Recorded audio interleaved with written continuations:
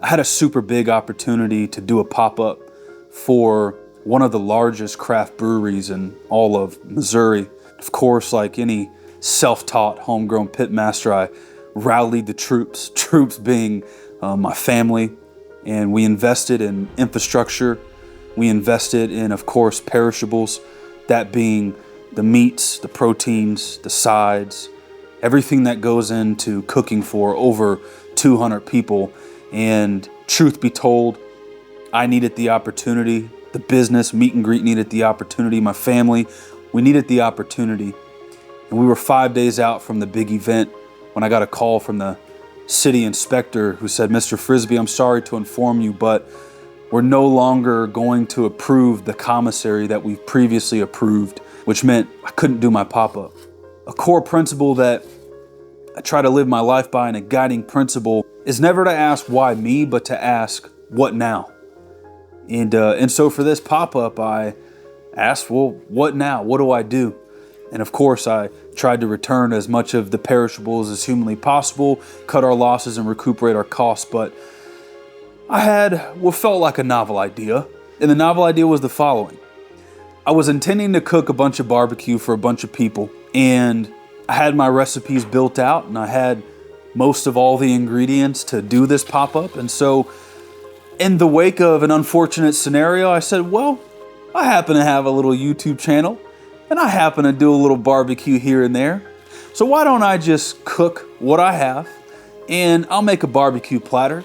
I'll pull out the old camera, I'll film it, and I'll bring my family along. Some of the hardest days that I experience, the light at the end of the tunnel on those days is the opportunity to pull this camera out and hang out with you guys and make a video for you guys. And this day is no exception. So today we're going to do exactly that. Over the next couple days, I'm going to barbecue a bunch of proteins that I have left over, and I'm going to bring you guys along the whole way. And from the bottom of my heart, I say this not looking for sympathy or empathy. I just want to be honest and slightly vulnerable with you guys for a second. This was a big blow. This thing falling through, it was a big blow. It was really disappointing, and it just happened. And so I'm trying to make something out of nothing here and look at the glass half full. But I wanted to do this video, one, so I could, pick myself up from the bootstraps and kind of reiterate and re-ingrain into my own psyche that, hey, life happens and things fall through, but the show must go on. But second, honestly, guys, I just wanted to hang out with you. These videos mean a lot to me, and so, yeah, I wanted to pop up and do this video pop up. No pun intended. I wanted to do this video and bring something fun in light of maybe an unfortunate circumstance. So that's exactly what we're gonna do. This isn't scripted. I don't have any crazy kind of grandiose plan here. I am just going to prep some proteins, and we're going to walk through it here in a second, and I'll bring you guys along the whole way. If it's your first time here, a virtual handshake to you. My name is Marcus. I'm a self-taught barbecue pitmaster. I've been barbecuing in various degrees for the past 15 years, and I own a 1,000-gallon smoker like you can see behind me. I hand-built a 500-gallon smoker. We have a couple Traegers, kettle grills, and so on and so forth. My whole point in saying all that is I'm a barbecue nerd. This is what I like to do. It's my passion. And so if it's your first time here, we ask nothing of you other than to have maximum enjoyment for the duration of this video. And if it's not your first time here, drop in the comments and show your boy Frisbee some love if you don't mind, and give me a little pick-me-up. Either way, I appreciate you guys and gals for showing some love to the Meet and Greet channel. That should be a pretty fun video. Let's jump into it.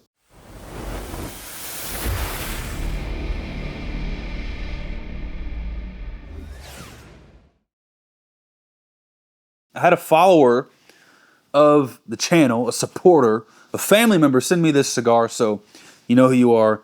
Shout out you. Thanks for sending this, brother. Here's the deal. Okay. I have a lot of proteins that I was planning on cooking for the pop-up. Well, I say a lot, relatively a lot for a guy like me. I'm going to prepare brisket, I think hopefully sausage, handmade sausage. I'm going to grind it, stuff it, cold smoke it, the whole deal. So we got brisket, sausage, spare ribs for sure. I think I'm going to do some version of either a pork chop or a pork belly, and we'll make a little glaze, a little saucy sauce to go with that.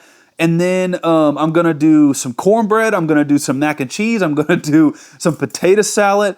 And I think that's it. I think that should build out our tray. Guys, if you're new to barbecue, I'll give you a quick rundown. The quintessential Texas barbecue experience, if you were to ask me, is to go out to Texas, if you don't already live in Texas, but you go out to a Texas Monthly top 50 barbecue joint, you look at that menu, you take it all in, the smells, the ambiance, the hospitality, and you go and you order a platter.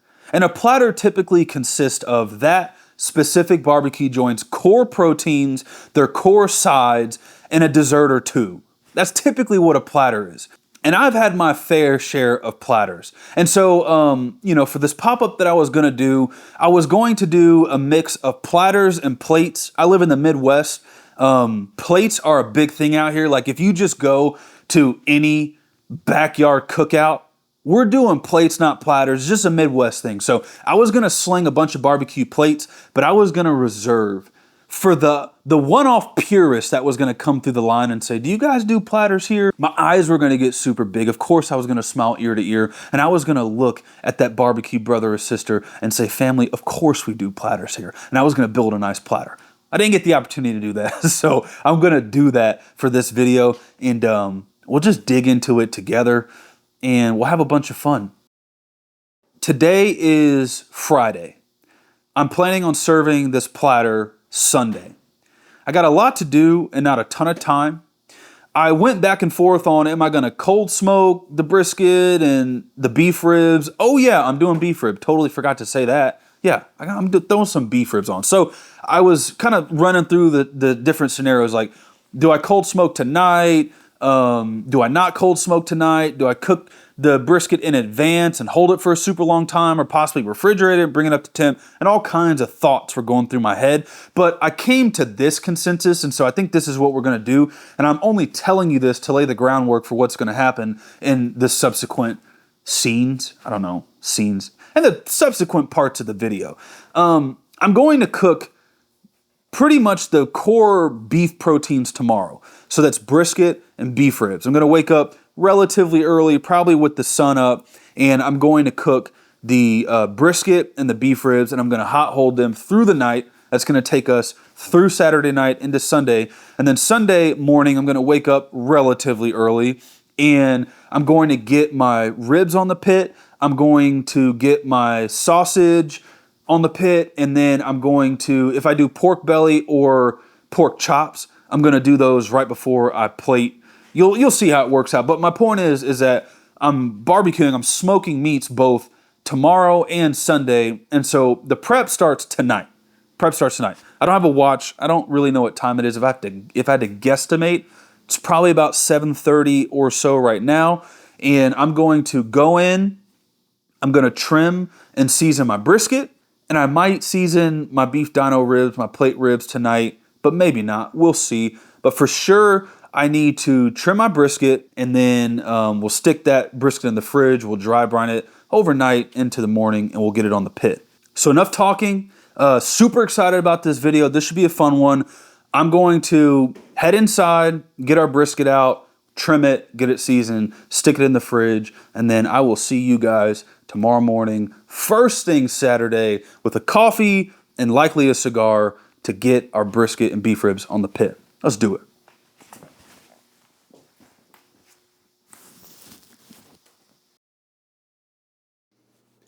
It's officially 8:09 p.m. on the dot. I got a full packer brisket. It is approximately 13.74 pounds, which is about what I like. Try not to go heavier than 16 pounds. And let's get a nice top-down shot on the brisket. We'll trim it real quick and then get it seasoned up in the refrigerator to dry brine, and I'll see you guys back in the morning. As many of you know, when it comes to trimming brisket, I am a bit of a creature of habit, and I kind of have some core tenets that I follow, if you will, when it comes to trimming brisket. None of it's overly complex. It's just kind of my way of trimming brisket. And again, I'll just reiterate, I dive into this in a full long form video, so don't hate me if I just breeze through this. But In no particular order. Once I do it, you'll kind of see the order, but I remove the decal. I make sure that the bottom of the brisket sits flat, which it's actually sitting fairly flat right here, but we'll take the decal out, and then I flip it over. I attack this mohawk here. We'll get that out. You'll see that in a second. And then I like to run kind of my guiding cuts, which I call them, which are just straightening cuts like this. I'll take the fat cap off, make our brisket aerodynamic, and essentially we are done. But let's take the decal off, and you're gonna have to bear with me, guys, because I am trying to cut at an angle that you guys can see, and it's pretty much the opposite angle of what I do. I'm gonna save this for sausage tomorrow. And that reminds me, I need to put this in something. Stand by. There's differing opinions about how much of this decal to remove, but for me, I like to take most of it out while leaving enough to protect this kind of outer edge here. Gets hit with a lot of heat. So you just want to make sure there's enough decal there to protect it, but that's pretty well flat. First, I just like to take out this little guy. Give me a little guiding cut, and let me see if I can. And then from there, I'm just gonna go over the top, flattening this out.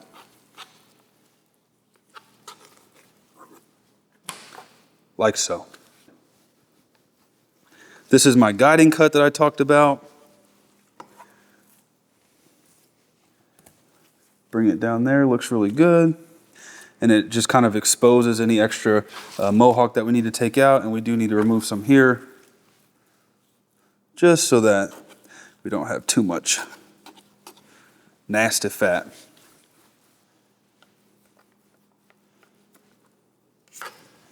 All right, I'm happy with that. I'm gonna touch this point up just a little bit.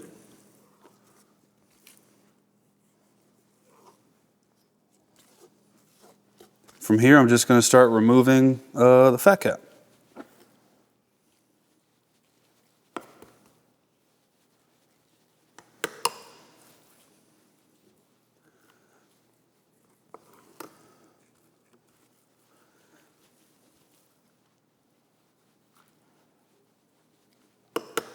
So I'm just going to keep taking this top fat off like this. Once I get this fat cap removed, I'll show you guys kind of how I straighten this up and make it aerodynamic, and then we'll be good to go. All right, guys, this is feeling pretty good. I just slowly work my way from the midway point out to the edges without going too far deep. And if I can feel it's a little waxy up top, I could probably knock off a little bit more towards this lean side, but I'm worried I'm gonna scalp it at some point. I got pretty close right in here. I don't know if you can see. It's kind of translucent. I got pretty close there. So I'm just gonna leave it and hope for the best, because that's really all this thing is, guys. You're getting just doing as good as you can for where you're at today. And if you're too much or too little, chalk it up as a learning lesson and keep it pushing. Now we'll make it aerodynamic with my little triangle method, and that is all she wrote. So I'll just make little triangles like so.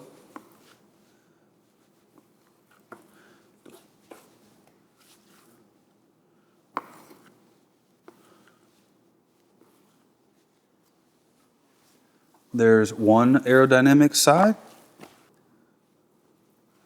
Triangle.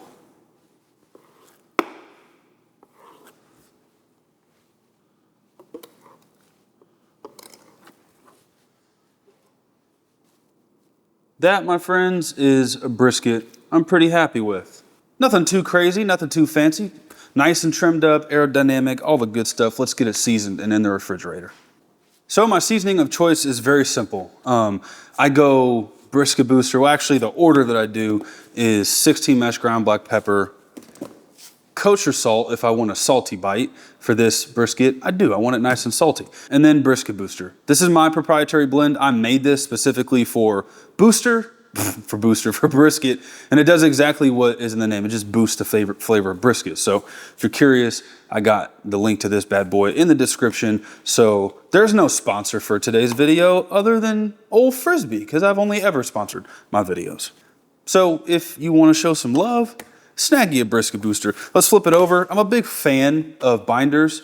There has seemed to be a debate, mostly on Instagram, not so much on YouTube, about whether to bind or not to bind. I'm a big fan of binders. However, I don't really have a binder right now in this situation. Maybe I do in this fridge. Would you look at that?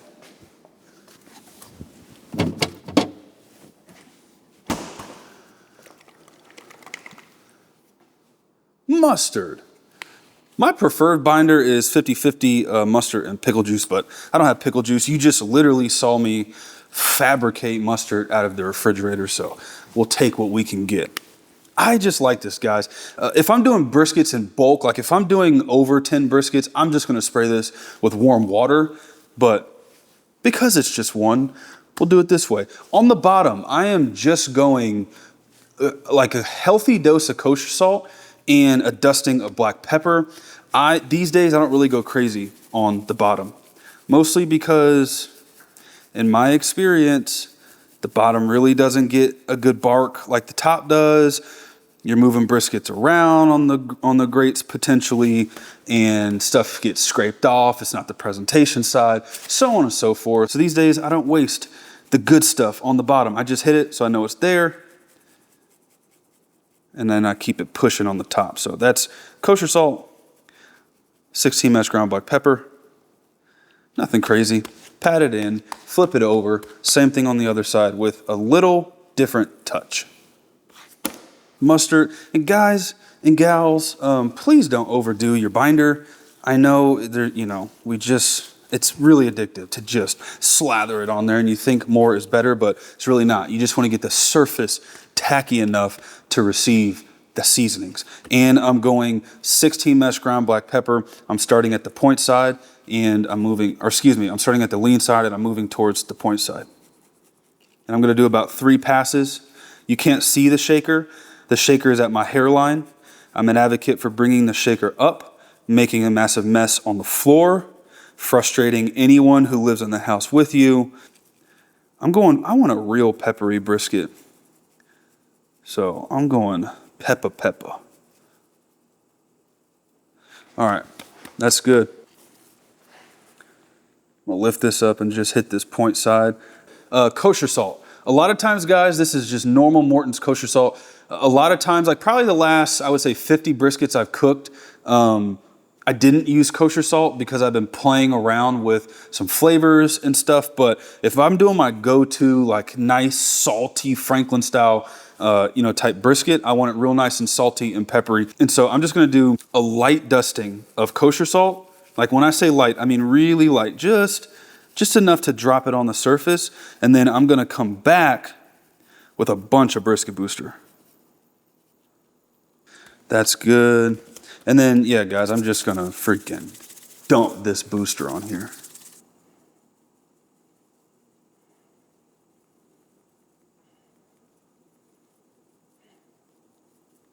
Okay.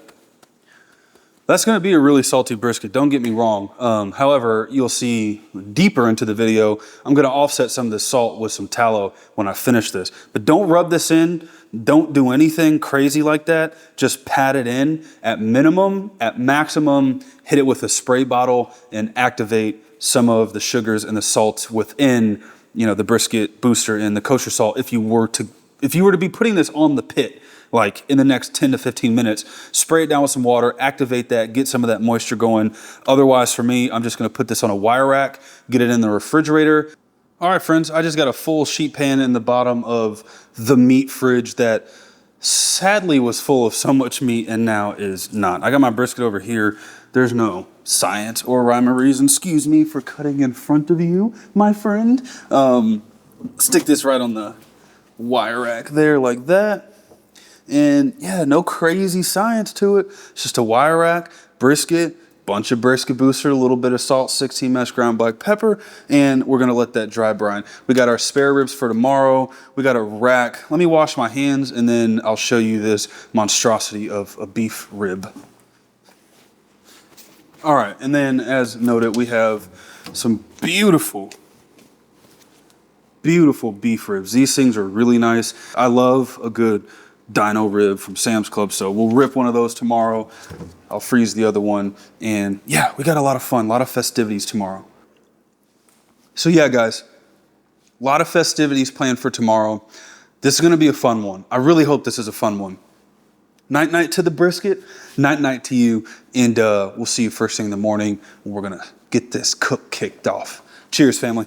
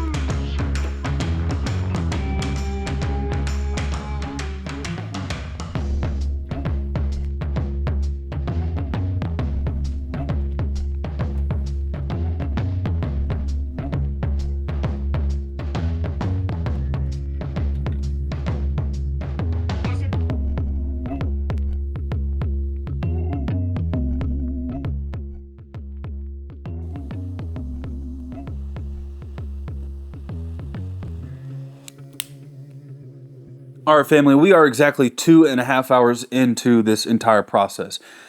I think I'm pulling myself out of the funk. I was in a little bit of a funk, but once you get a shovel and a coal bed going and some proteins on the pit, life just seems to get better. I'm going to preface this for all my newbies here. And when I say newbie, I just mean like you're new to the channel. I'm not trying to be derogatory. If you're new to the channel, well, if you're not new to the channel, then you know how this thing goes down. But if you're new to the channel, let me just give you a quick disclaimer and we'll jump into some things.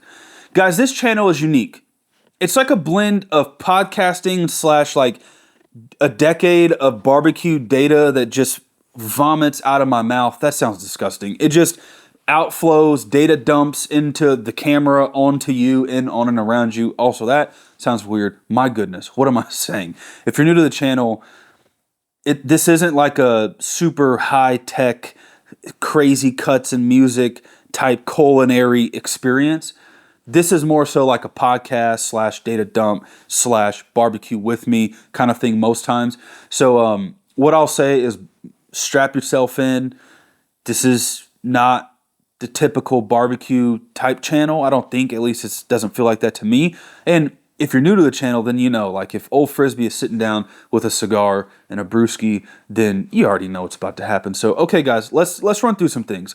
I have a list that I made yesterday of what I intended the day to be, just so I have like a general idea of what I'm doing. And from the second I like got to my smoker, things started to change. So let me kind of run you through what I was thinking. I need to prep some garnishes like pickled garnishes that we'll do here in a second. I need to make a potato salad. And so there's some things that I need to do, so I need to quit running my yap. But just so we're all on the same page, the sides that I think I'm going to do for this platter is potato salad. I grew up on potato salad. My grandmother made a jam up potato salad. So I haven't had a homemade potato salad in a while, so I'm going to make it. I'm going to do some homemade beans. It's a real simple kind of pit bean. I got mac and cheese on the board. I hope I'll get to that. I think I'm going to do some mac and then cornbread. So those are the sides. Potato salad I'm going to do today. For our proteins, we got a brisket that's on the pit. You saw that. We got beef dino ribs that's on the pit. You saw that. Spare ribs I'm going to do in the morning. And then I had on the docket jalapeno cheddar sausage, which I was going to home make. I was going to grind it, stuff it, smoke it, do all that. And some things changed. What changed was in my head, I've been prepping for a pop-up for the past 3 weeks. So in my head, I just easily transition. Like I have all my ingredients that I was going to do sausage for the pop-up. I'll just do it for this platter video situation. But what I didn't calculate was I was going to do a 50-pound or 25 to 50-pound batch of sausage. And I was going to use the trimmings from like 10 to 14 briskets for my sausage. And now for the video, I'm only doing one brisket. So I barely have enough trimming for like a smash burger. So I don't think I'm going to do sausage, mostly because I just don't have the ingredients, and it would be more expensive for me to go out and buy beef trimmings for sausage than it would be to go back to the store and buy a fun kind of unique protein. So now I'm going to shift. I'm going to do either a pork belly, which wasn't at my local Sam's Club, so I'm going to hit the road and go to a Sam's Club about 25 miles away, see if they have pork belly. But when I was there at this other Sam's Club a couple weeks ago, I saw pork jowl, which in the Midwest, pork jowl is a big thing, and I saw some beef cheeks. So I saw pork belly. So on the docket potentially is a substitute for a jalapeno cheddar sausage. We'll sub it out for a pork jowl, which I kind of have an idea that I want to test out for that, and or a beef cheek or a pork belly. Or when I was at my local Sam's Club, they had a beautiful Duroc pork chop. And I've never put a pork chop on a platter, so that kind of sounds good. So my point is, like, the verdict's out for what I'm going to do in place of the sausage, but I'm going to do something. Let's go up to the outdoor kitchen. Let's chop some onions, some pickles. Let's get those dropped in a 32-ounce container in the refrigerator. Let's make our potato salad, and then I'm going to go to the store, figure out what other proteins I'm going to get. And if I need to get those on the pit, I need to do that like soon. So let me stop talking so I can gather my thoughts, knock all this out, and I'll see you guys likely at the outdoor kitchen. Oh, also, before I go, you're probably curious about what's happening at the pit with the proteins that are on there now. I'm not going to pop the door. I'm going to cold smoke those for a minimum of 3 hours, potentially 4 hours. I built a big bundle fire, and it wasn't a fancy bundle fire because I wasn't trying to run it for 7 hours, but I built a bundle fire in my 1,000-gallon. I got the ribs and the beef. I got the beef ribs and the brisket as far away from the firebox as possible. That back smokestack is peaked at about 215.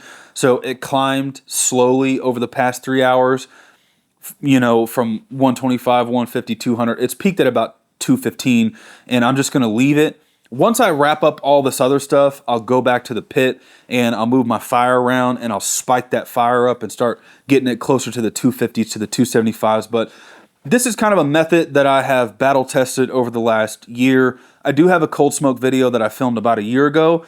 Since then, I've cold smoked tons of proteins. I kind of got it down packed. I probably need to do a follow-up video to that from what I figured out. But I say all this to say, this is kind of a method that I do, and I'm just trying to buy myself some time and get some super crazy smoky flavor and color on specifically beef, but any protein early on. I'll build a real dirty bundle fire, cold smoke it, and then I'll start to climb my temp. So anyways, that's what's happening there. I don't want to pop the door. For me, like I'm a stickler when it comes to beef. Early on, I don't pop my doors, and then later in the cook, I'm just slinging those things open like crazy. But for my first 3 to 4 hours, guys, I really I try not to touch it these days when I'm doing a bundle fire this way. If I'm doing a different kind of fire, it's not that big of a deal, but for this style, I like to just leave it as smoky as possible. So I just want to say that so you're not thinking, I forgot. I didn't forget. We're going to go look at the proteins, but I need them to get some color and some smoke. So let me go up to the outdoor kitchen. Let me start prepping some stuff, get it in the fridge, and then I'll see you guys back here this afternoon when I get my head on straight. It's time to build our potato salad, get it in the fridge, and then make our pickled onions, make our pickles. I want to get all this in the fridge so I can stop thinking about it. So for this potato salad, because I'm not feeding a massive crowd, I think I'm just going to use about, I don't know, 6 to 7 large to medium large size Yukon Gold potatoes. I'll talk about Yukon Gold here in a second. So this is, let's see, 4, 5, 6, 7 little kicker right here. But these are the largest ones out of the bag that I just pulled. So guys, I like to use Yukon Gold potatoes specifically for potato salad. It's just my preference. I know folks use russet.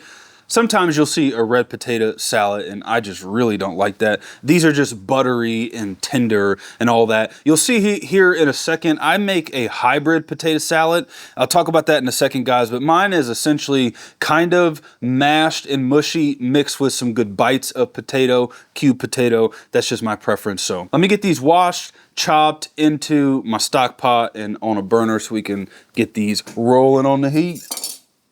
All right, I'll get all these chopped into the stock pot with a heavy dose of kosher salt. I'll bring them to a boil. Shouldn't take more than about 6 to 10 minutes. And I'm just gonna take them slightly past done. Not totally overdone, but just slightly past done. That way when I mix it, some of them break up and they get nice and creamy. Again, I'll show you guys what that looks like, but let me get these into the stock pot, get this on the heat, and then let's start working on our vegetables for our pickled items.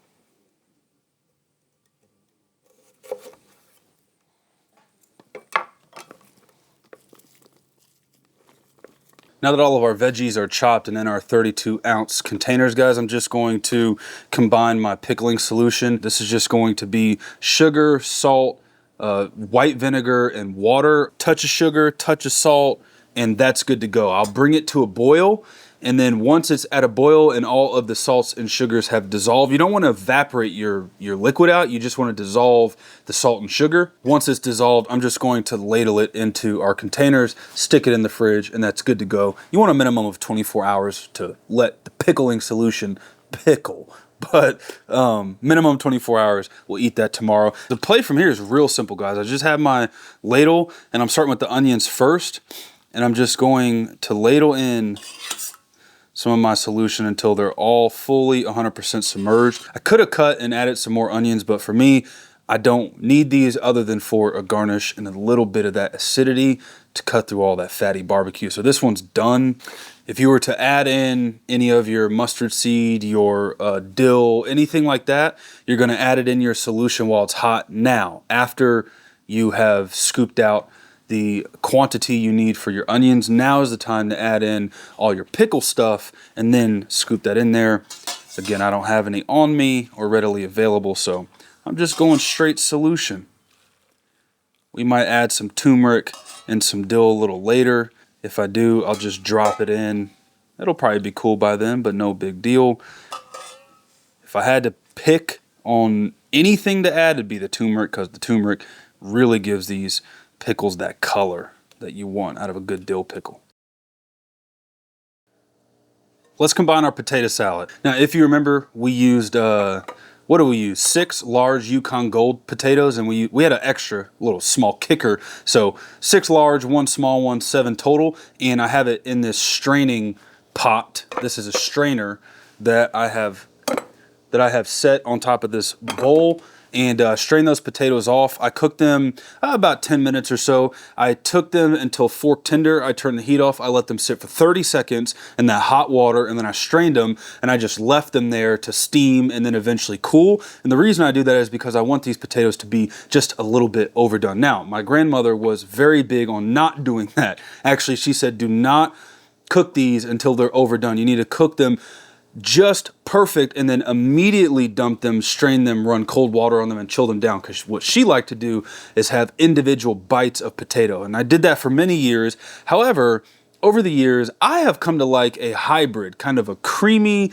slash Mama Ada version all in one. I just like that. So this is my version of doing that. Let's combine our potato salad mix, which is a combination of mayonnaise and a combination of mustard. Now, this is very important. Real quick, the internet would convince you that Duke's is the best mayonnaise on planet Earth. And while that may be true for other applications, guys, when it comes to potato salad, my grandmother was a stickler. She swore by Miracle Whip. So I use Miracle Whip. It has just a nice little sweet touch to it. Maybe it's a southern, southeastern thing from where she was from. Maybe it's a Midwestern thing. I don't know really where this Miracle Whip came from originally, but I can tell you that my grandmother would not make potato salad if it wasn't with Miracle Whip.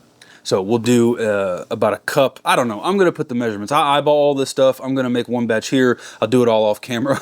I'll drop the measurements into the description as I keep saying, but I'll try my best as I'm doing this to eyeball it. I know for sure I'm going to do a cup of this Miracle Whip, and likely I'm going to end up doing maybe like a cup and a quarter or so. Fun fact about me, I hate mayonnaise. And the fact that I will eat gobs of potato salad is just mind-blowing to me, but I love mustard, and so it's something about the mixture of the two with potatoes that somehow I can palate. But if you were to slap some mayonnaise on a sandwich, I'm gonna pass on that. All right, for the mustard, guys, I typically just eyeball this. I like to go off of the color. I like a 70-30 visually on this mixture, 70% being the mayonnaise and then 30% being the mustard, but I'm gonna do a quarter cup for sure, and then I'll probably do like a quarter cup and a little extra, so call it like a quarter cup and a tablespoon. Now from here you can go all kinds of directions. I mean, truly, you could put all kinds of stuff in here, but this is gonna be a good base, a good foundation. All I'm gonna do this again, because this is how my grandmother, Mama Ada, used to do it, is she would put some relish in here. Sometimes she'd do dill, sometimes she'd do sweet, but she always put relish in here. So I don't chop pickles, I just put the relish in there. From there, guys, I'm gonna finely chop a Vidalia. Is that what this is called? Vidalia. Yeah, I'm gonna chop this bad boy really fine, sprinkle a little bit of that in there. My mother-in-law doesn't like onions, but I'll sneak it in on her. She'll watch this after the fact. She'll have no idea she ate it. But the kind of, it's not vinegary, this onion, but you know, the onion, like that kind of pungent onion bite. It really cuts through all that fatty and creaminess really well. Gives a good texture to it. So I'm gonna sneak that in there. And then seasoning wise, I'm just gonna do some table ground black pepper and a little bit of brisket booster, and that's really it. There it is, folks. This is a beautifully thick and creamy mustard heavy potato salad. Mustard heavy meaning you can definitely knock off some of this mustard or add a lot more mayo. I do potato salad where I'll make it like really runny and really creamy and let it set overnight. But this one right here, I don't know, I'm just in the mood to just have like I want it to be real thick and heavy and creamy and mustardy. So that's what I made here. It's really well balanced. It's a very simple foundational potato salad. So I'm going to get the lid on this bad boy like so. I'll do the same thing for our pickles and our onions. Move these into the refrigerator, get this mess cleaned up, and then we got some brisket and beef ribs to check on. See you guys at the pit. Guys, we're 4 hours into our brisket and beef rib cook, and this brisket and the beef ribs, they look incredible. I mean, look at this, guys. I'll just do a still shot so you can take that in. The bark is really beautifully set. Let's punch in on that beef rib back there. See if we can get it. It's a little dark, but look at that. We went pepper heavy on that beef rib. And you can definitely tell that it took that cold smoke really well. Like really well. Guys, look at this. The surface is nice and dried out. The trim job's really good, gotta say. Guys, this is just a really beautifully smoked brisket 4.5 hours in. So from here, the play is simple. I'm gonna move that beef rib down multiple doors really close to the fire. I left a fat cap on that beef rib back there, so I really wanna render that fat. I'm gonna turn this into something just unbelievable, but I need to get it closer to that heat.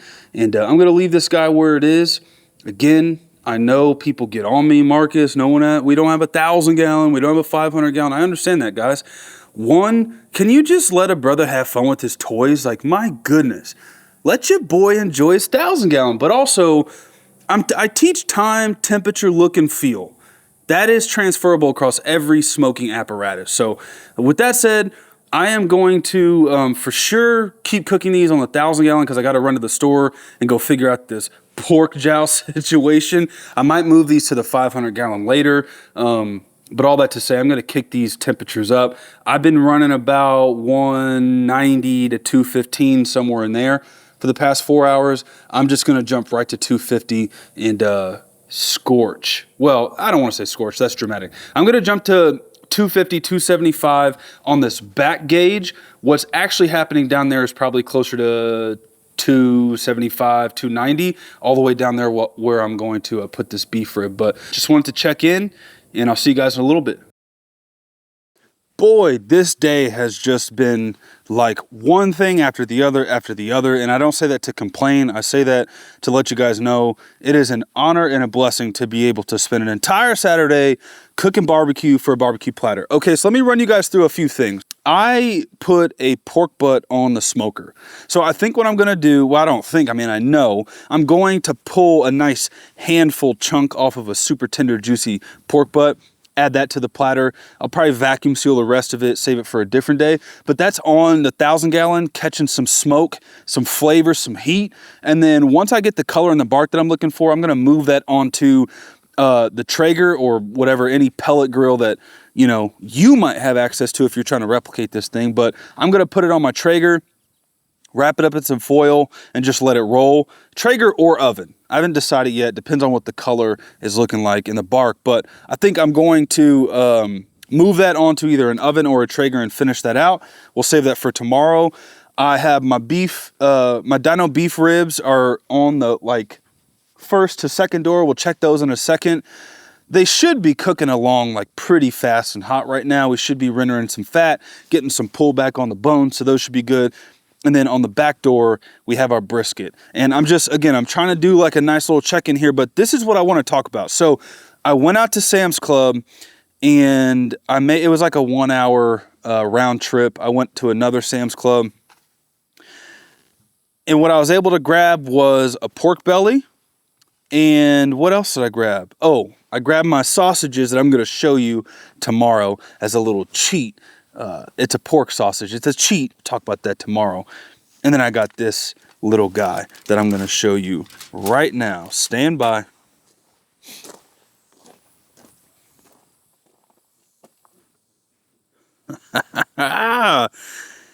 Yes. What a shot, guys. My goodness. You got the greenery in the background and you got you guessed it, a beautiful beef cheek. Yes, this is a beef cheek. I'm going to tell my wife this is barbacoa. By the time she watches this video, I would have slipped multiple things by her. That just sounds like I'm some freaking crazy husband. But this is a beef cheek. And I went to Sam's Club and I found these there. And I'll say this. Let me go back to my workstation. I'll say this, guys.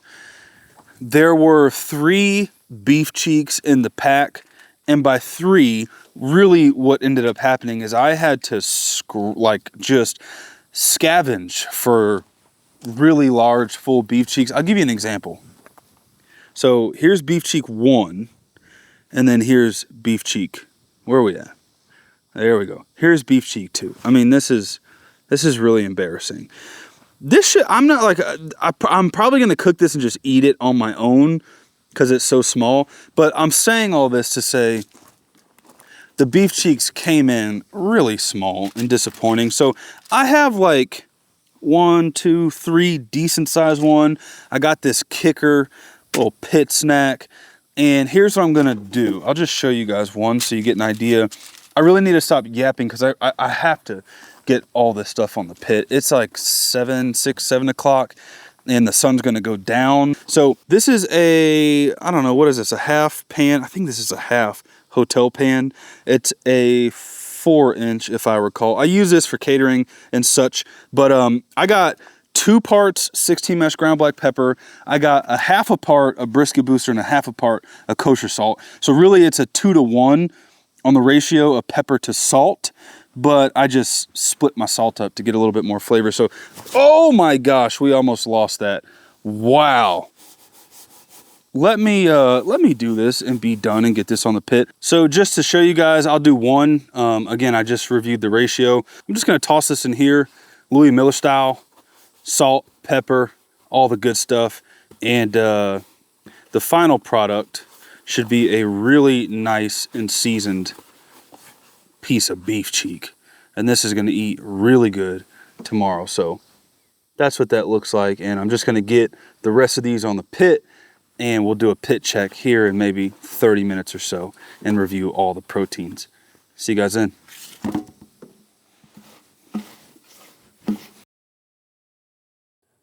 This is about a 7.5 hour check on our beef ribs and on the brisket, which we'll see in a second.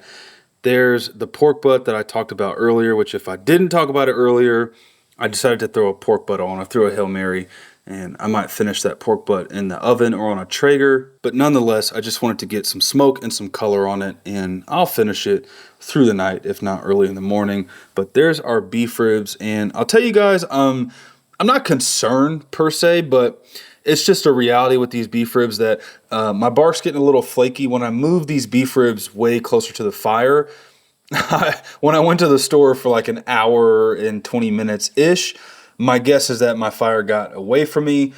And so what ended up happening is that the fat cap that I left on these beef ribs that I really wanted to render out, the fat cap just started to bubble up and the heat was too much. And so all that to say, I'm getting a little flaking. I'm trying to recover it. And by recover it, I'm spraying the crap out of these beef ribs with some water and apple cider vinegar to see if I can try to keep some of this bark and let it solidify and set into the top of these beef ribs. But we might lose some of that bark, and that's okay. That's okay. It'll look good on the platter, which is the point of this video. I just can't help myself. This is that membrane on the bottom. Oh my gosh, that's good. All right. The bark's pretty much set. Don't have too much pepper coming off my fingers. That's nothing. This is really good, guys. And then here are our beef cheeks.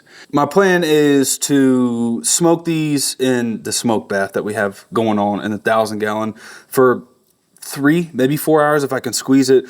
Honestly, once the sun goes down, I'm just gonna wrap these in foil, put them in the refrigerator, and finish them tomorrow. I'll show you how I finish them, but the name of the game is just smoke, temperature, heat, flavor, all the good stuff.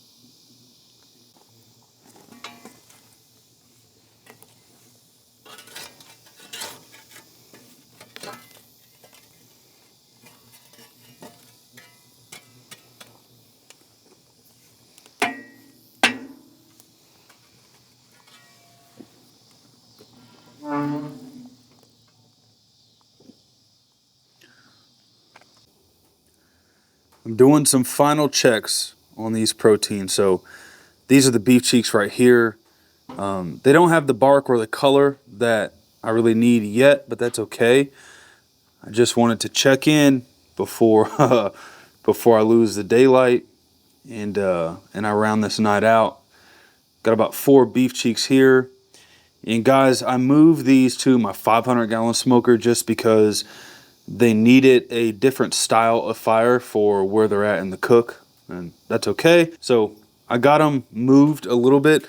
If you can see, I'm losing a bunch of daylight. It's pretty dark inside this smoker, so I'm trying to make do with what I have. But if you can see, hold on, there we go. Okay, if you can see, guys, it doesn't have that dark bark that we need, and that pepper's not fully set.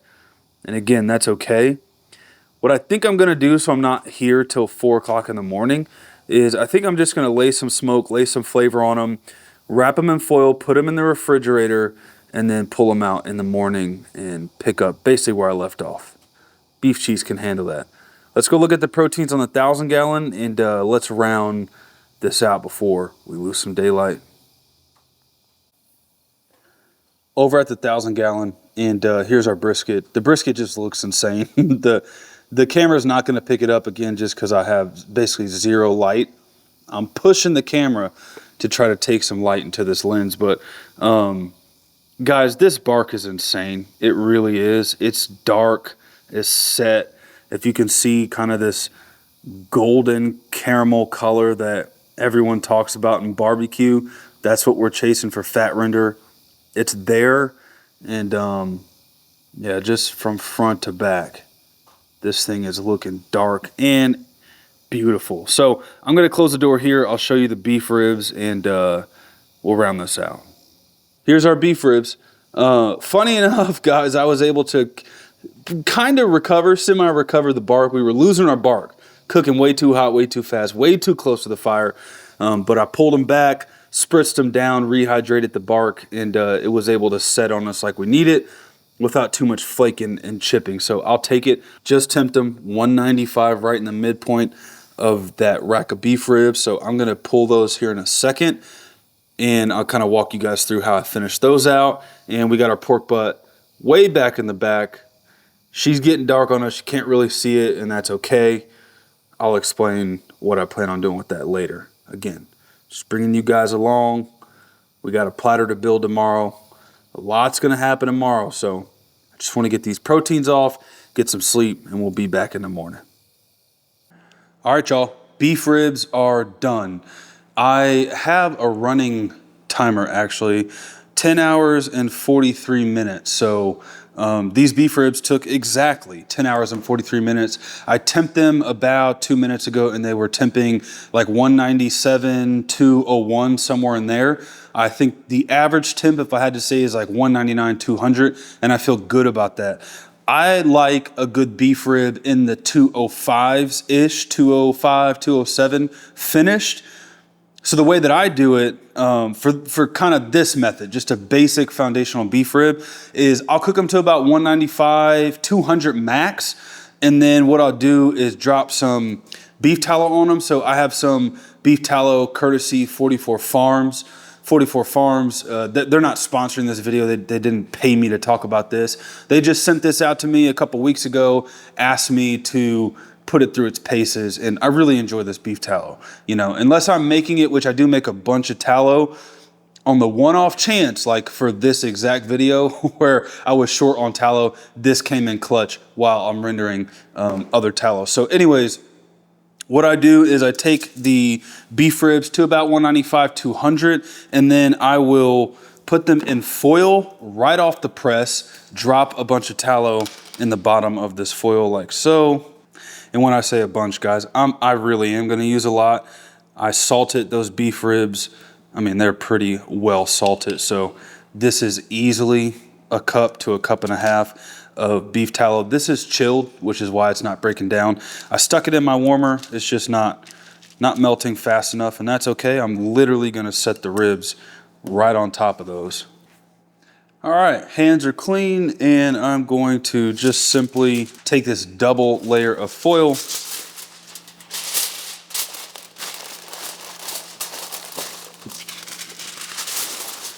and go over the top like so.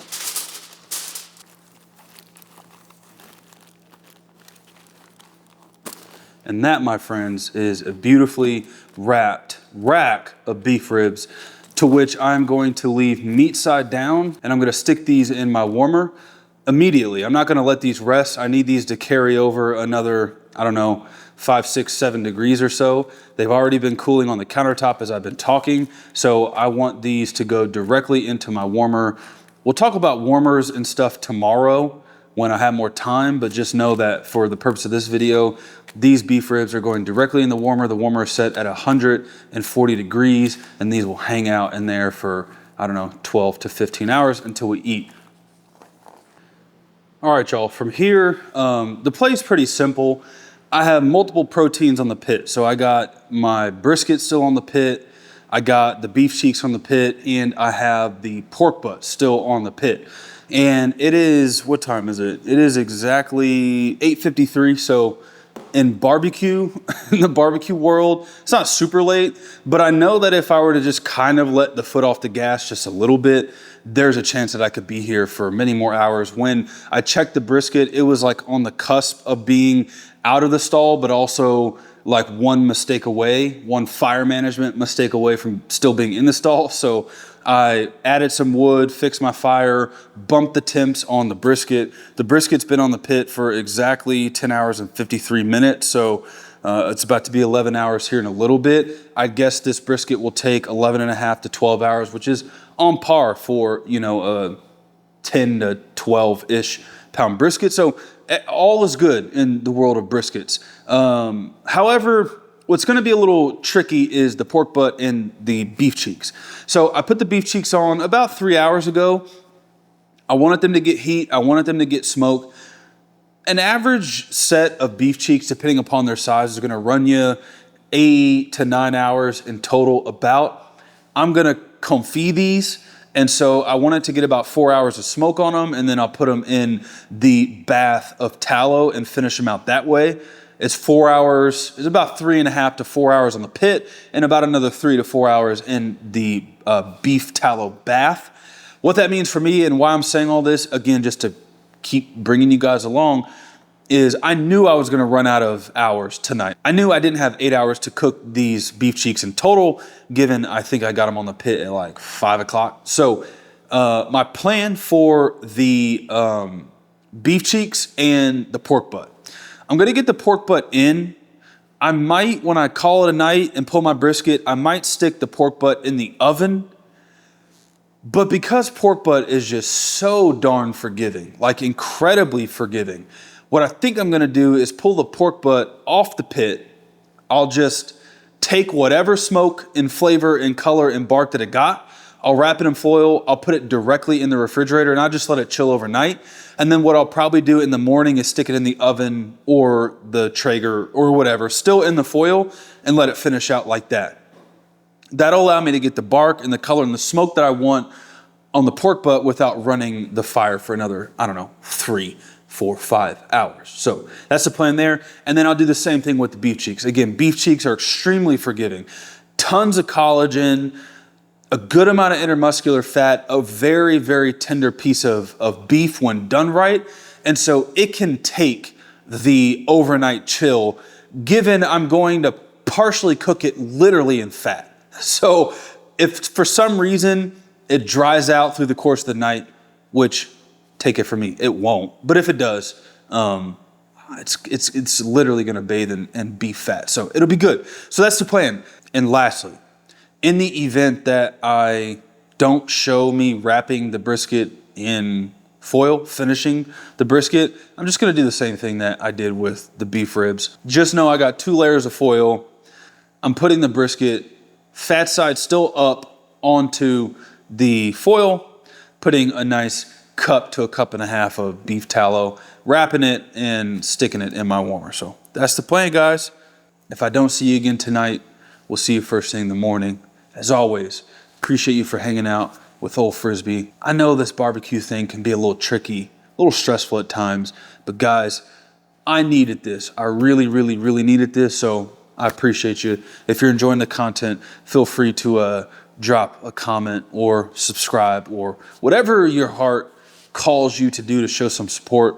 I really do appreciate it. Your boy was a little down, but I'm feeling better. Appreciate and love you guys. We'll see you tomorrow. I get so high, I get so low, I get afraid, no place to go, but still I can't help the feeling that all these things face before, that I made my decision that ain't coming back no more. Some do you dirty, I keep it clean, just like a silver bullet blues machine. But still I can't help the feeling that I've already seen its face before.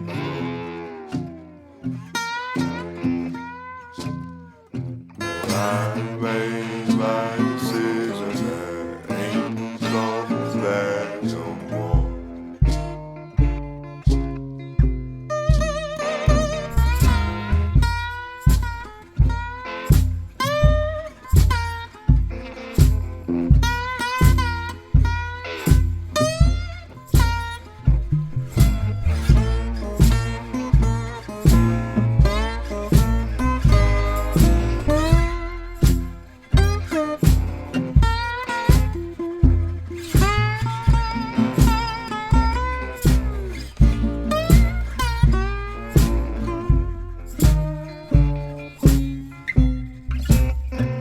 I wanna fly, I get so sore, and that stuff always leaves you wanting more.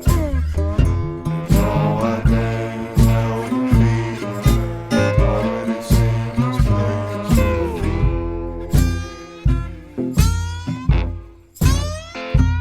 I made my decision that ain't going back no more.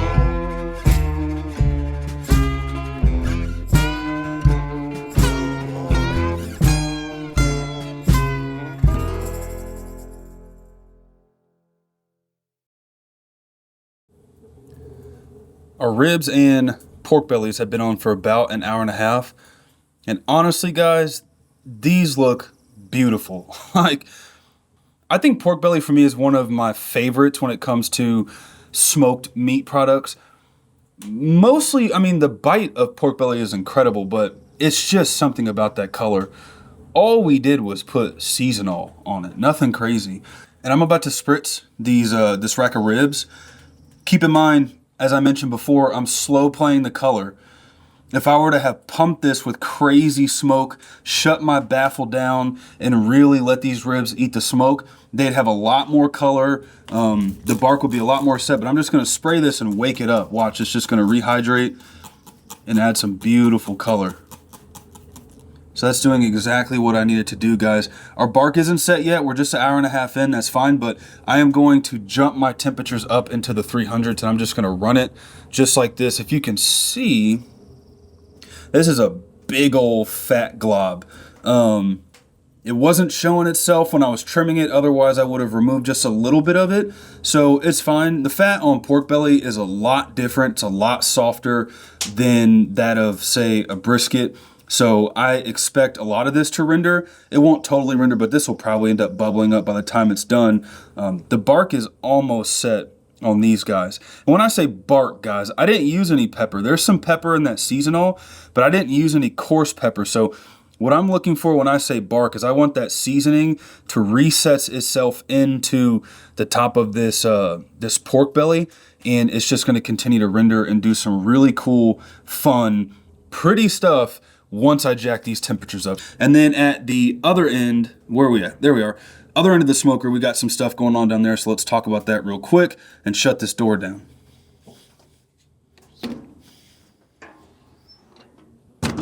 So I just want to touch on this situation very briefly.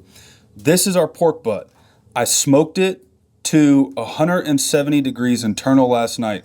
wrapped it in foil, put it in the refrigerator immediately. It's totally chilled. I'm throwing it back on the smoker directly by the fire, if you can see. And here we have our oxtail. I dropped in a ungodly amount of beef tallow, and I dropped I said oxtail. What am I talking about? Beef cheeks. These are beef cheeks in here. Sam's Club had oxtails, I almost bought them. So oxtail's top of mind, but these are beef cheeks. Put a bunch of room temperature tallow inside of this bad boy. This is just a half hotel pan. Dropped in our little minuscule, sad little guys, beef cheeks. And those are, again, right on the heat. I hope this comes up to temp and cooks in the next 4 hours. Probably won't. We might not have pork but on our platter, but I'm going to do whatever it takes. I don't care if I have to cook this at 400 degrees. You're going to get done, little guy. And those guys in there, they should be done. Take them about 4 hours. So that's the lay of the land, guys. I'm going to shut this door down, build my fire to 400 degrees. Actually, let me show you the fire real quick. So this is my raging fire. This fire is every no-no that exists in the book is this fire. However, I just built this Lincoln log. So this is not a bundle fire. This is, if I want clean smoke, baby, I'm going this route. And for these ribs, I want a different smoke profile on these proteins for the ribs and the pork belly. Brisket, beef ribs are going to be heavy, heavy smoke, deep, intense smoke flavor. The ribs, I just want a nice, sweet white oak, or I guess I'm running post oak for this cook. A nice sweet post oak. It's there, but it's not really there, but it is there. So I built a clean fire. I'm going to shut this door down. That'll calm that fire out. My smokestack, look at that bad boy up there. This thing's just a work of art. Shout out to my brother. I'm not going to drop your name because I know he's a private guy, but shout out to my brother. The dude that built these hinges and reconfigured my smokestack from a collector to an elbow is a legendary human being. I don't know, guys. I'm just relishing in the blessings that the good Lord has given me. I love this 500-gallon smoker. I love my 1,000-gallon smoker, and I freaking love barbecue. And most of all, I love you guys. We'll check back in a little bit. Cheers. It's been exactly 5 hours, and this is the first real check that I'm doing for doneness. I'm running my pit at 300 degrees, which in a 500-gallon, 300 degrees, really hot and busy, and there's a lot of smoke, so hopefully this is coming through. But guys, these pork bellies are looking absolutely stunning. I mean, truly, this is some of the best color on a belly I've gotten. You can see if I press this, it's wavy. That bark is set, that fat underneath this is rendering beautifully. And when I poke it, it has little buoyancy. I would argue these are done. So I'm just going to temp this live for us. 196, 197. Go back here in the thick part. 196. Guys, these are done. This is just cooking beautifully. This guy over here, 197, cooking very even. 200 there. These are cooking very even. They're neck and neck with each other. These are done. I'm going to pull these bellies, let them rest. As far as the ribs are concerned, I ran out of my freaking gloves.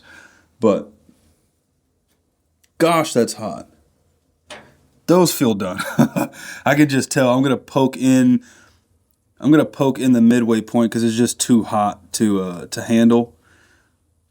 And they're feeling really good. I'm gonna let these sit while I deal with these pork bellies and get our sausage on, which I need to talk about the sausage here in a second. But these are feeling close. What are they temping? Let me see. 195.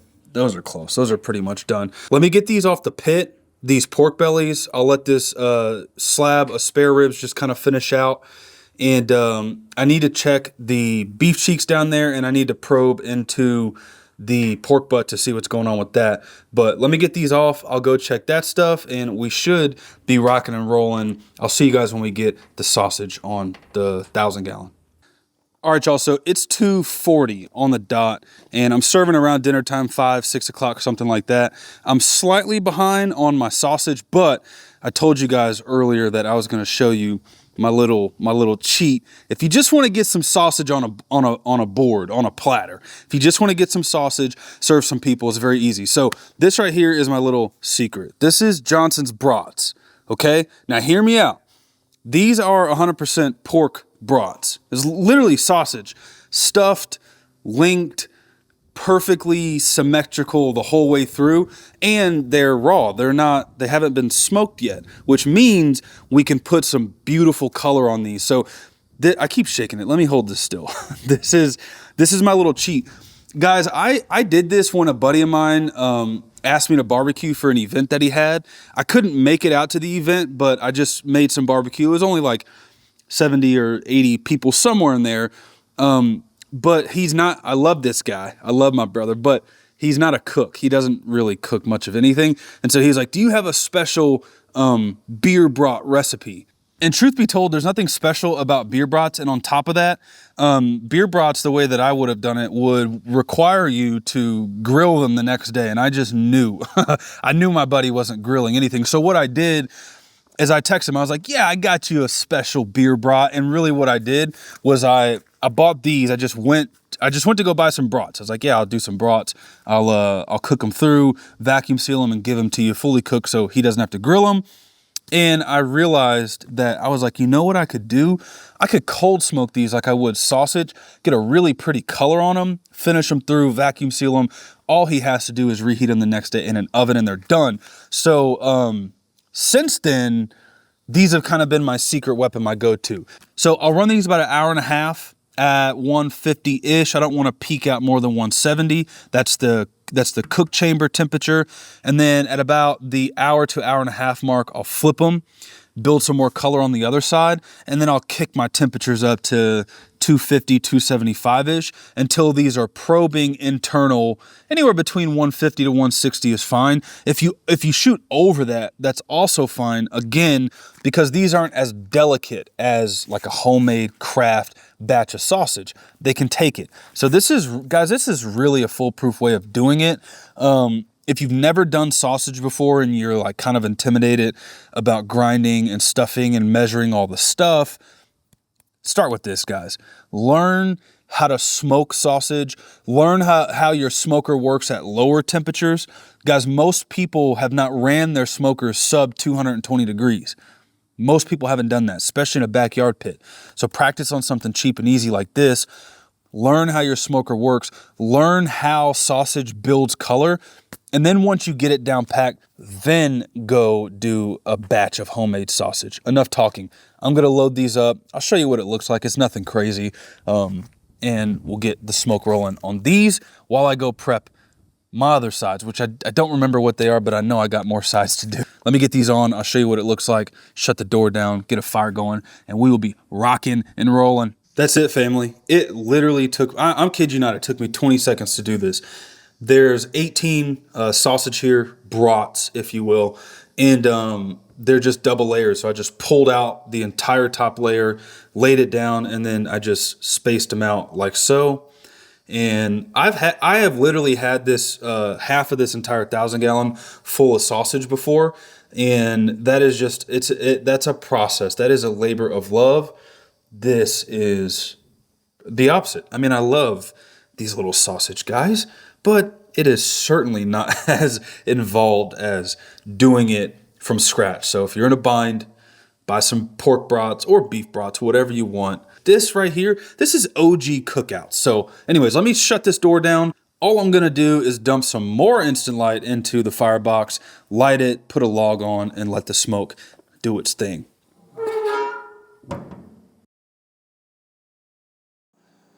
The day is moving along. I keep saying it. I'm having fun, guys. I really am. So, two things. One, it is 12:04 on the dot. My pork belly and ribs have been on for 2 hours and 28 minutes and 25, 26, 27 seconds. So that is a real-time running timer. There we go, of what's happening. For me, I like to get my sauces out of the way. Like when I'm 4, maybe 5 hours out from serving people, I got to get my sauces done. For a big event, I do sauces the day before, like 100% the day before. You do not want to be doing sauces the day of, but because this isn't a big event and it's just my fam, I'm going to do sauces now. We'll get it made. We'll do it together. And then I'll get them in the refrigerator. Well, I'll get them bottled in the refrigerator and I don't have to think about them until later. So in the way of barbecue sauces, here's the thing. And you can grill me at the steaks if you want, guys, but you know that at meet and greet, I'm just kind of unapologetic with my take on barbecue. So first, I'm in the Midwest, specifically Missouri. I have family across the entire Southeast. I grew up on Southern cuisine. That's what I know. As far as barbecue is concerned, my passion has always been Central Texas style barbecue, even though I grew up in Missouri. I say all this to say I still have a deep love for the Missouri style barbecue. Now for me, luckily, I'm situated like right in between Kansas City and St. Louis. And so I grew up eating Kansas City style barbecue, and that's just a saucy style of barbecue. So I'm gonna make some. 2 caveats. 1, I'm gonna make a tomato-based rib glaze. I use it on pretty much any rib action that I got going on these days. I use the rib glaze, and I'm gonna make a mustard style sauce. The 2 caveats are the following. This rib glaze that I use, it's kind of my like in bulk rib glaze. I have a few different rib glaze recipes that I play with, but like push comes to shove, desert island, what's your one barbecue sauce rib glaze you're gonna make? It's this, and I got it from Bar Barbecue. Well, I say that loosely. I loosely got it from Bar Barbecue. When I was there, at this point, I think it was like a year ago, when I was there, I actually made a batch of this with Caleb, Cooper's brother, and he knew it off the top of his head. He just was putting all the stuff together. So there was no recipe. My brain is a weird brain and it doesn't always function all the time, but when it does, I have a pretty good recollection visually of things. So I remember what all he put into it, relatively speaking. If you ask me about ratios, I have no idea, but I know that it's honey, tomato, ketchup, honey, ketchup. I think there was some granulated onion and or garlic, pepper, sugar, vinegars, all the stuff was in there. The reason why I'm telling you this is because I'm not going to put a recipe in the description. I'm not even going to like measure any of this and eyeball it and put it in the description because it's not my recipe to give away. So if you guys want to make this sauce, go over to Cooper's YouTube channel, ask him how to do this or DM him or something. Go reach out to Coop. I'm not going to put it in the description only because out of respect to those guys, it's just not my recipe to give away. Just keep in mind, I loosely eyeball all this stuff, taste it and call it a day. That's the foundation. Okay, cool. Check that. And then on the mustard sauce, I am a huge fan of mustard sauces. To be totally honest, guys, I normally just store buy my mustard sauce. I have one that I like to use. It's local to Missouri. I don't think you guys, or if you're not in Missouri, I don't think you can get it.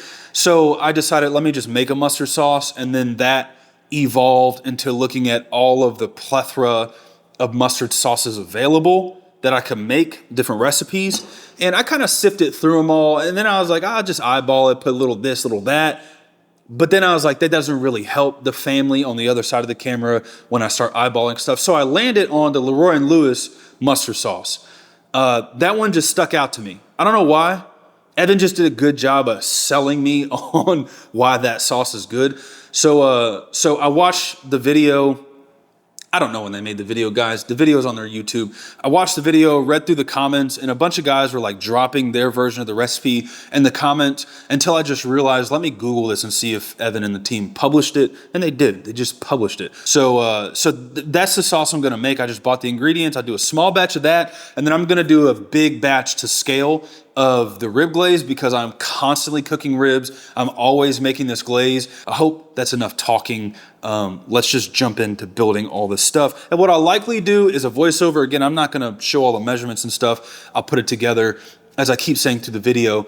If you guys want me to make an isolated video out of anything you see on this platter, from the sauce to the beef rib to the briskets to anything on the platter, literally down to the homemade bread that we make. If you want to see it, on an isolated video, let me know and I'll take the time to film it.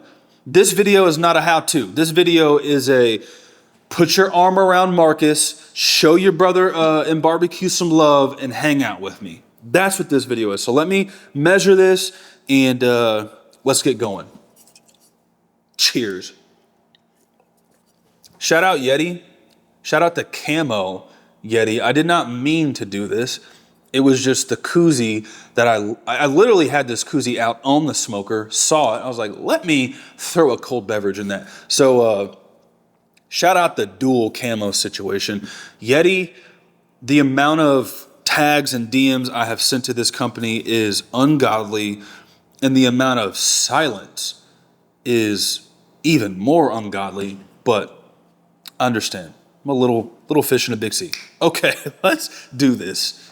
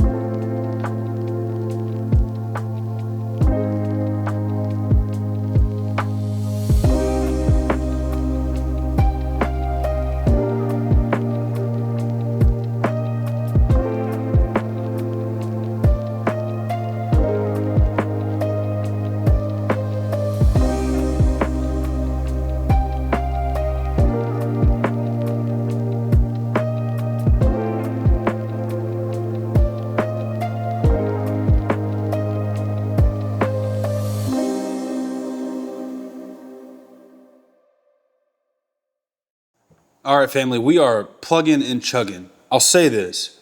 I am like within an hour or so, an hour and a half, to plating this platter, serving the fam. So if you've done barbecue in mass quantities before, or if you've just tried to serve people anything, towards the end, it just starts picking up. So it's picking up on me, and I'm telling you that because I have a few more sides to make. So protein-wise, beef cheeks are done, spare rib, the ribs are done, beef dino ribs are done, brisket's done.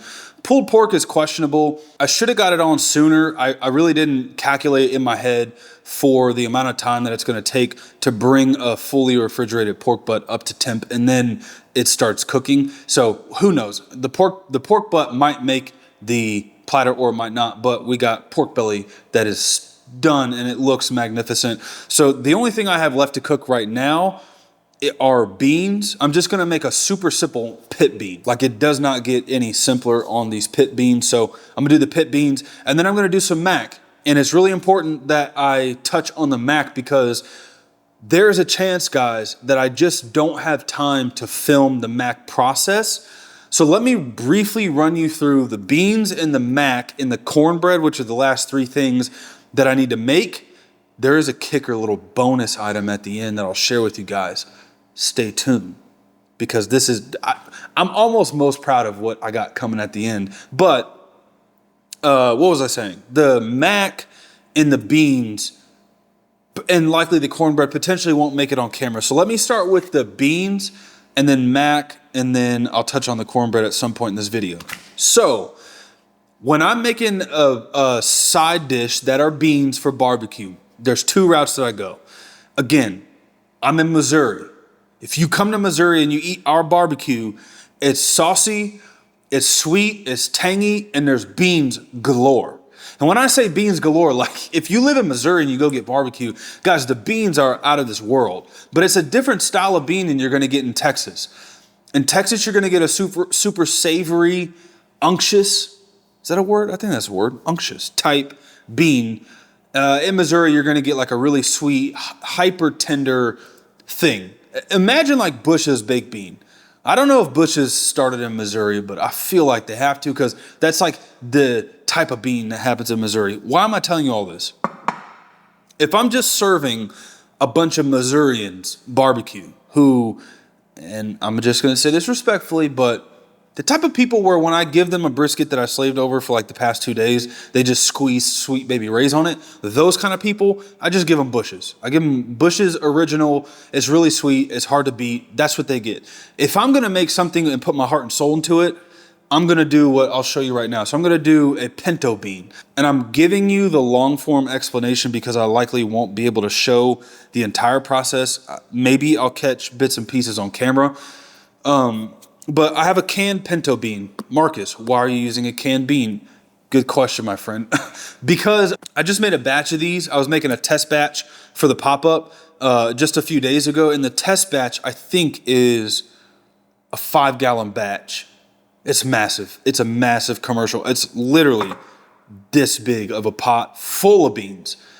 And I could have easily warmed that up, put it on the side in the platter, and you probably wouldn't have thought anything of it. But I feel like if I'm going to cook a platter from scratch, I got to at least do a bean. So if I'm doing this like legit heart and soul for a pop-up or an event or whatever, I'm going to use fresh beans. I'm going to soak those beans overnight. I'm going to let them rehydrate. I'll strain off that water. I'm going to do a stock. I'll do a chicken stock from scratch. I'll do all that stuff.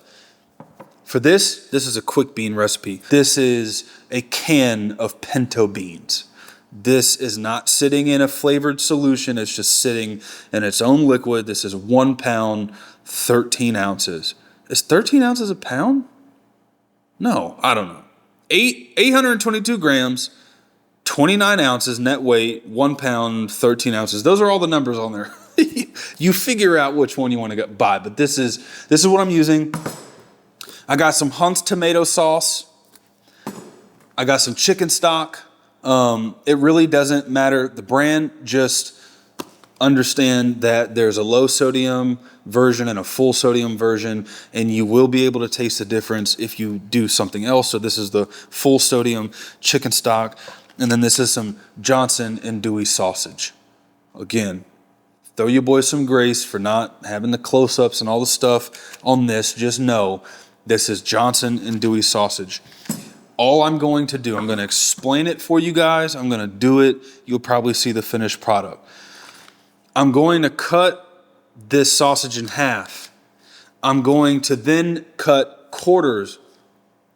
I'm going to cut this sausage in half, and I'm going to cut medallions, little coins out of this, and then I'll gauge the amount of meat that I want inside of my beans.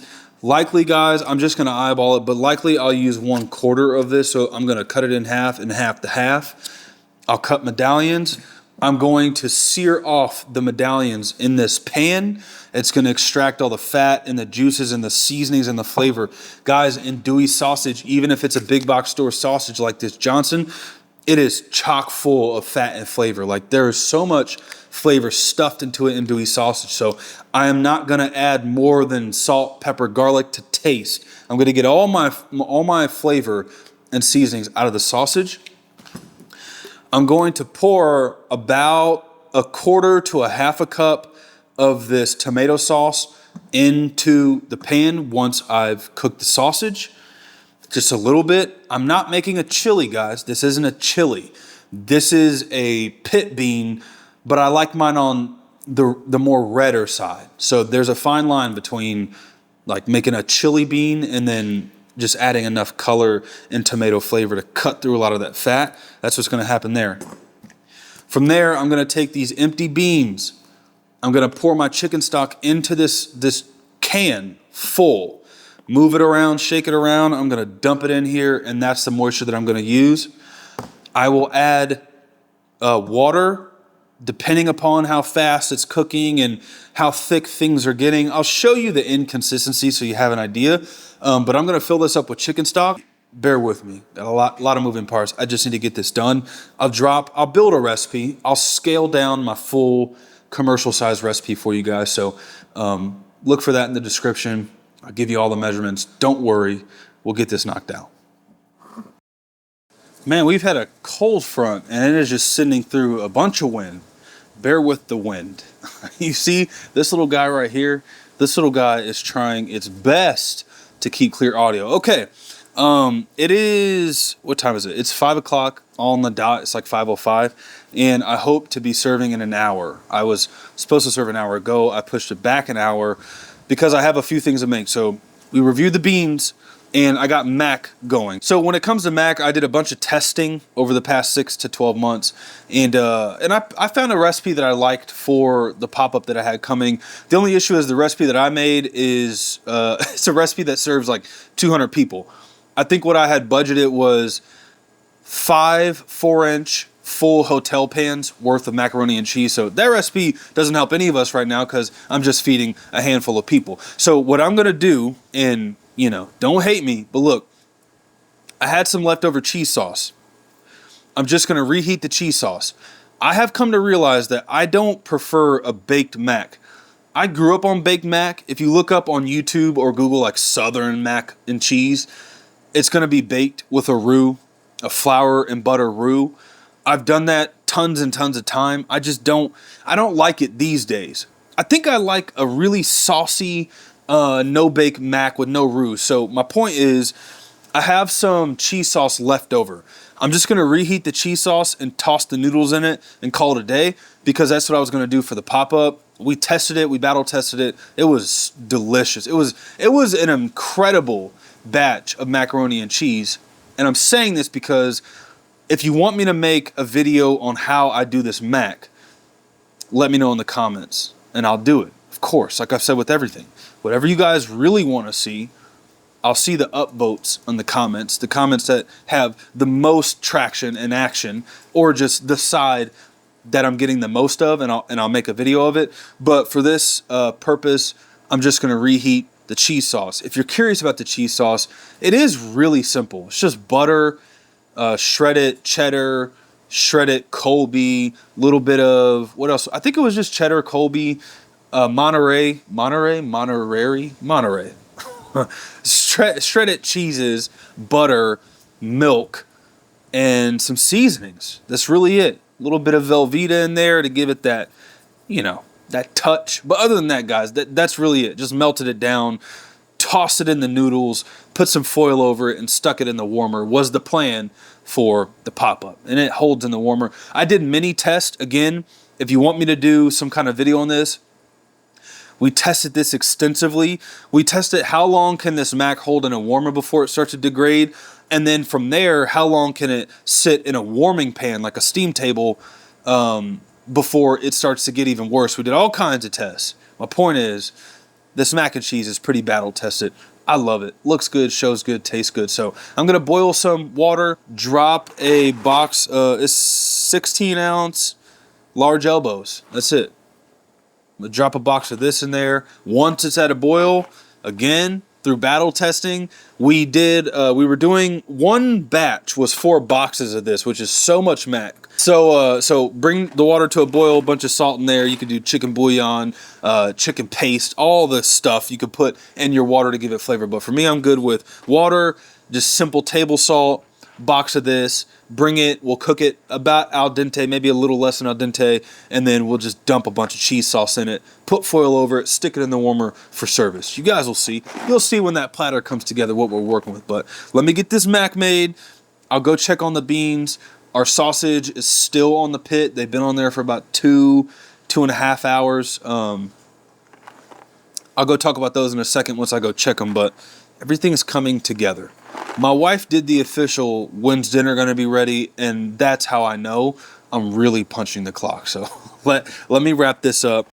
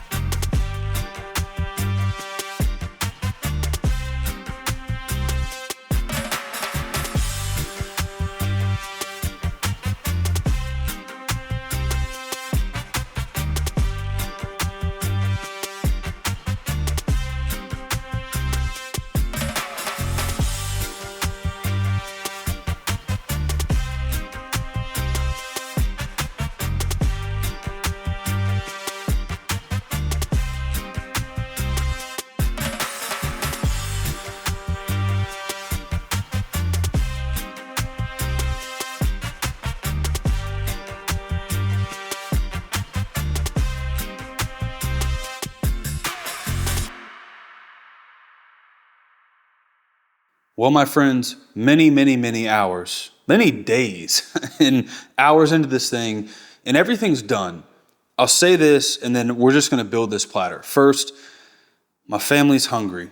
They're asking me to get going. So here's what I'm going to do. I'm just going to start slicing and talking as I'm building this platter. And then after the fact, I will summarize and kind of download my thoughts onto in the video. So we got a couple things. One, I have sauces. Okay. So this is our rib glaze, not cut with water. This is our rib glaze cut with water. I'm going to use this for pulled pork. I'm going to use this for anything else that I might need, but mostly I'm going to use this for serving our sides. Next, I have a Dexter slicer. This is a scallop slicer. I slice all of my meat with a scallop slicer. I actually just bought this Dexter brand. I normally just use a bunch of off-brand stuff, but invest in some Dexter.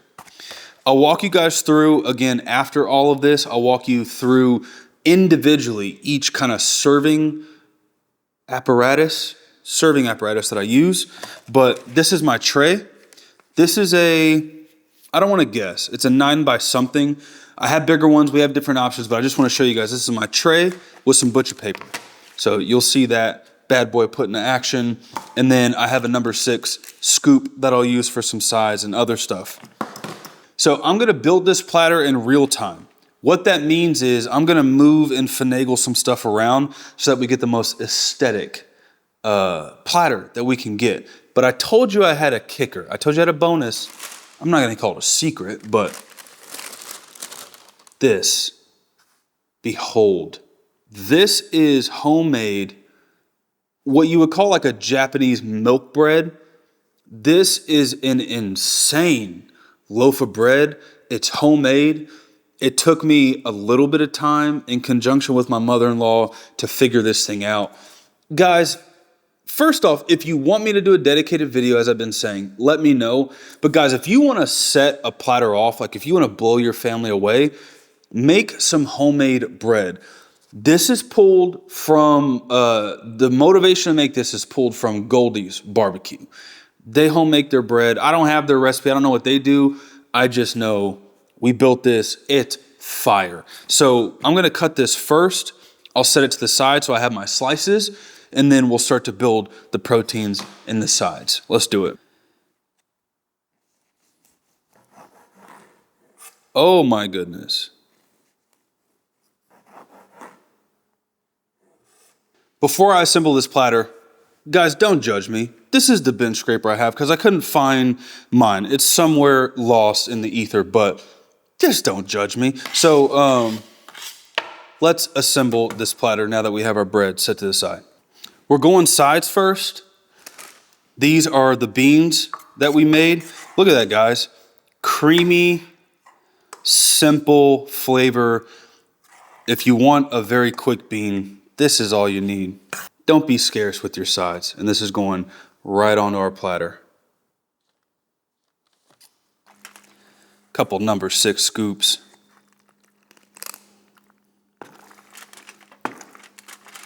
Like so.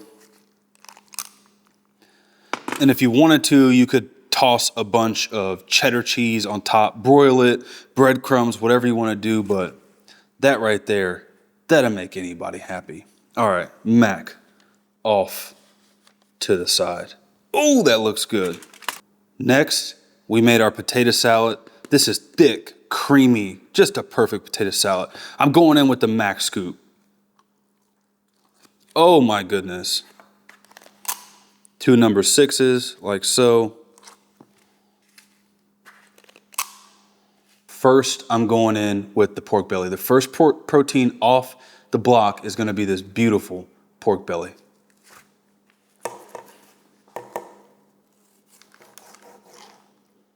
Oh my goodness.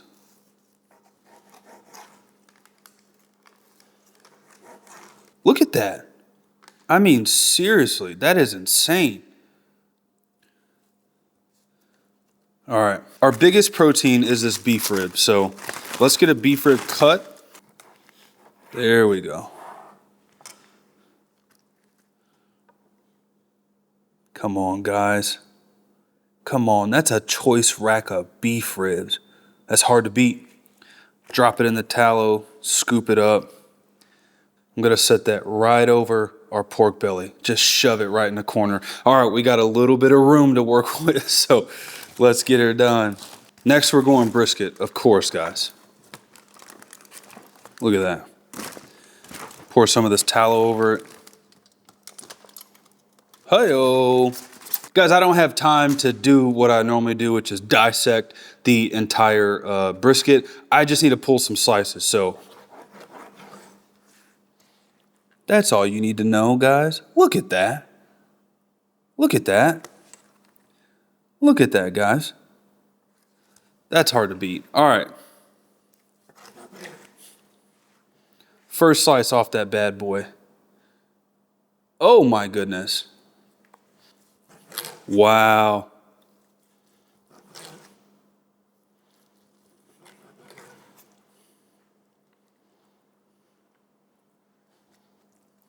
Oh.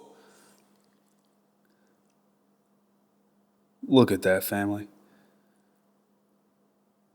Fat cap rendered, beef perfectly cooked, intermuscular fat and connective tissue, just gelatin. That's what you want. All right.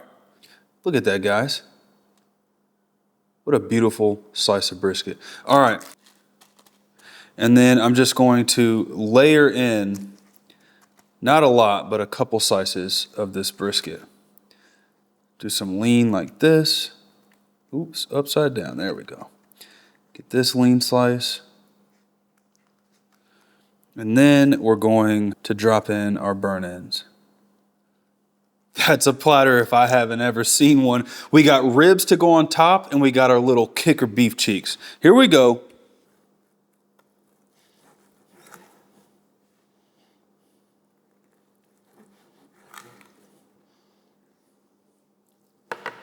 Oh yeah.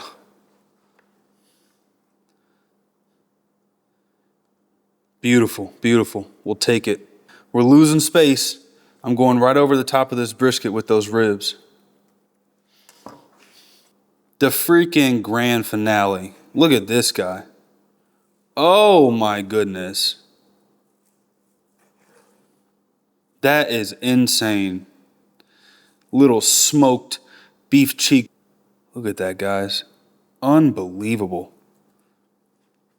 Let's get this on our tray. Shove it right down there in the corner.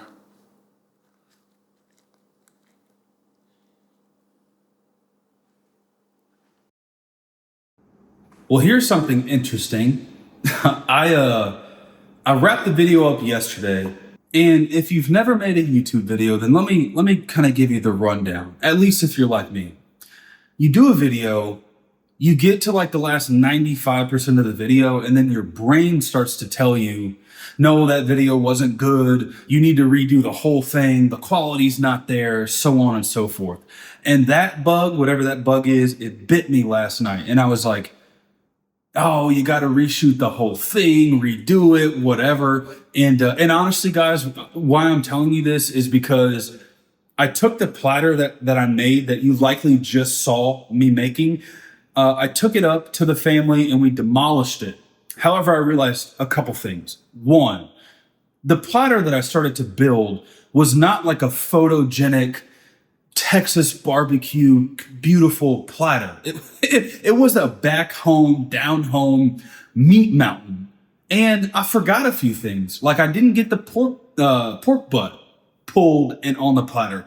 I didn't get those garnishes that we made. You know, the pickled red onions and the pickles. I didn't get that on there. I didn't get the cornbread on there. The clock was just not in my favor. Folks were hungry. I built a mountain. I ran out of room. I ran the tray up. We smashed it. And that was it. So what's my point? I'm back. I'm back, my friends. I'm back the next day.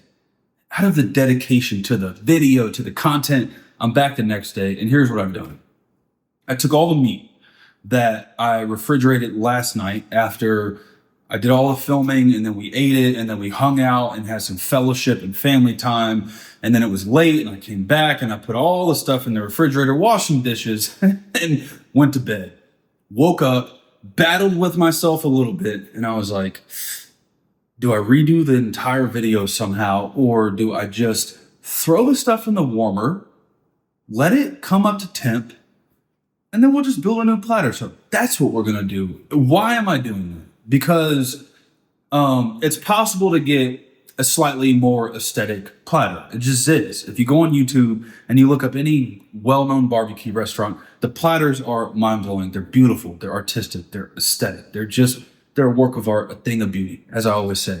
And the way that they pull that off is a combination and a mixture of fatty meats, perfectly, beautifully cooked, offset with depth and color. Color coming from garnishes, bright onions, dark green pickles, depth coming from ribs layered on beef slices being cheeks or brisket or beef ribs coupled with the breads. It's a beautiful thing. And so I'm just gonna build that here for you guys. I find myself these days, when it comes to family and platters and such, I find myself building utilitarian platters. However, I do understand that if I'm gonna do a platter video, then let's build a true aesthetic platter, something that will come out of a restaurant. So we're gonna do that.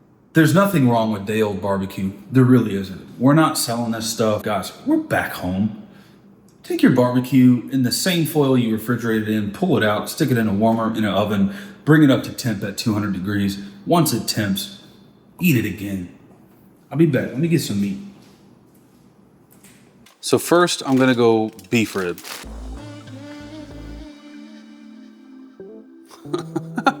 Oh my gosh, it's beautiful. Fold this deli paper over, and I'm gonna set this right up on this edge.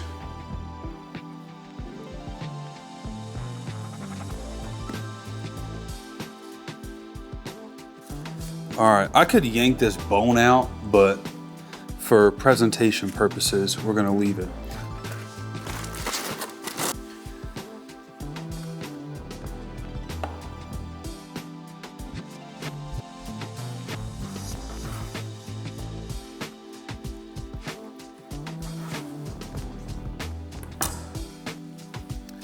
I have this extra piece here.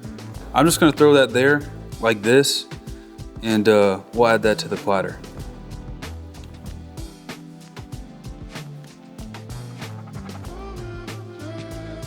Oh yeah. Guys, beef cheeks look magnificent, if I do say so myself. Even day old beef cheeks. Cooked in beef tallow, that's impossible to beat. So this is a little guy, not a big one, but I'm gonna go at an angle so I can get my nice medallion slices.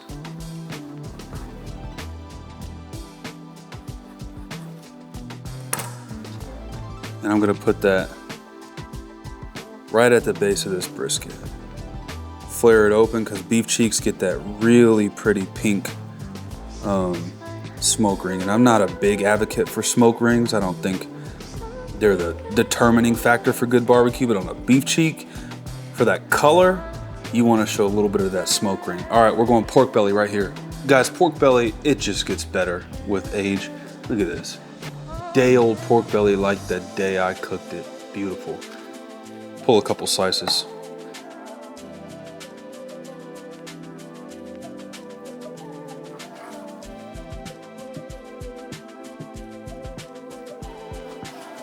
Oh my goodness gracious.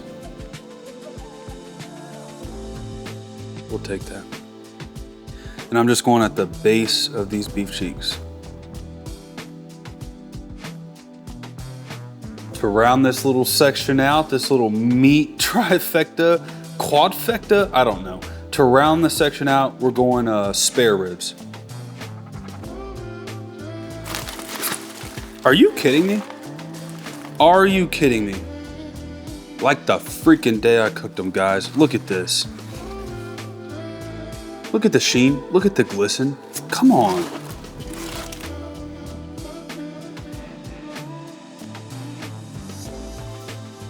Just a fat rib right here. I'm gonna lay it vertically Why? I don't know. Because I just kind of make it up as I go. Cover up that pork belly there. You know the pork belly is there, but it's kind of like a surprise. Guys, the pulled pork looks amazing, as you can see. I'm not gonna pull this whole thing only because I'm building this platter. I'm gonna take this little money shot right off the end. Look at that. And I'm not even gonna fully pull it. I'm just gonna douse it some of that rendered sauce and stick it. Look at that. I'm gonna stick it right here just to give us just to give us a little, hey, I'm there, Marcus, eat me. Oh my gosh, that's so, let me, oh, that's freaking good, good. All right. All of our proteins are cut and served and plattered other than our sausage. If you remember, this is a cheat sausage. I'd say if like cheddar jalapeno sausage is 100%, this is like a good 40 to 50%. Guys, it's a brat, it's a pork brat. Don't expect this to taste like a cheddar jalapeno sausage. It's visual. You get the same thing that you would get with a sausage visually. Flavor-wise, it's just a salty brat. If you have access to a 100% beef sausage uncooked, do that. But here we are. And we'll round this out. Just like so.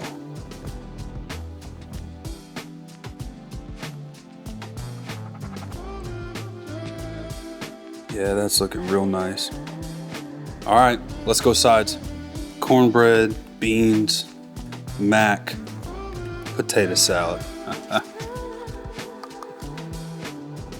Beans. Don't mind if I do. Mac. Little bit of breadcrumbs. You can toast them in butter if you want color. I'm just going for a little crunch and a little texture. Oh yeah. Massive piece of cornbread. Don't mind if I do. Potato salad, going in with the mac scoop.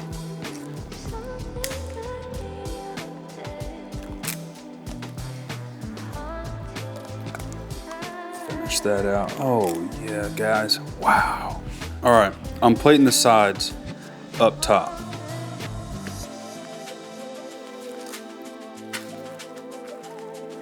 Like so, we should be able to squeeze all this in. Oh yeah, oh yeah. Back here, let's see, there we go, okay. Beans, mac, potato salad, right there. And then right here, I'm going carbohydrates. Double layer of our bread. Let's go garnish for color and call it a day. Remember the garnishes that we made? Look at that beautiful color. Look at this. Oh yeah. Now, good rule of thumb, guys, when you're building a platter is just garnish and fill in some empty spots. I don't have a lot of empty spots, so I'm going to dump some garnishes in the corner. And I forgot to do this yesterday, partly because, I literally forgot, but the other part is the majority of folks that was eating this barbecue don't like pickles and onions, so it did not help me to put this on a platter, but mostly I forgot. And then I'm just gonna drop some more of this. Uh-oh, there we go. Some more of this around the corners, the edges, color. I bought some cilantro. I left it too close to a heat source that I was cooking by, and it wilted and did a weird thing. So I don't have cilantro, otherwise I dropped some cilantro on this. But guys, that's a freaking, let me zoom out. This is a barbecue platter. Are you kidding me? Are you freaking kidding me? I am beyond stoked. Let me grab a thumbnail of this. Yeah, I'm about to eat this by myself. What do they call it? A mukbang? Mukbang. I'm about to mukbang. And before I mukbang, I almost forgot. I'm dropping the freaking homemade sauces in here. Are you kidding me? How did I forget that, guys? These sauces right here, look at that. It just sets it off. We have our Goldies inspired orange something or another sauce. We have our Leroy and Lewis mustard sauce. And we have our foundational Barre barbecue sauce. Paying homage to the freaking masters at this barbecue thing. Guys, this is a platter your boy is proud of. And I am literally about to eat this with you guys. Let's do it. Yeah. Yeah, your boy's eating barbecue. Look at this. I know my half of my head is cropped off and all that, but that's not what matters. Okay, I'm just gonna freaking dive into this thing. Now, don't judge me, guys. I'm just gonna, off muscle memory, I'm just gonna dive into what I do first. This cornbread has to go down. Oh my gosh. That's Jiffy honey something. That's the Jiffy honey mix. That's like freaking cake batter. It feels illegal to be eating this by myself. Okay, that's fire. Pickle. Oh yeah. Your boy knocked the pickle out of the park. That don't sound right. Onion? Oh yeah. Let's go broad. I ain't gonna call it. Oh, I'm dripping my sauce. I'm not gonna call it a sausage, because it's not, but broad, mustard sauce.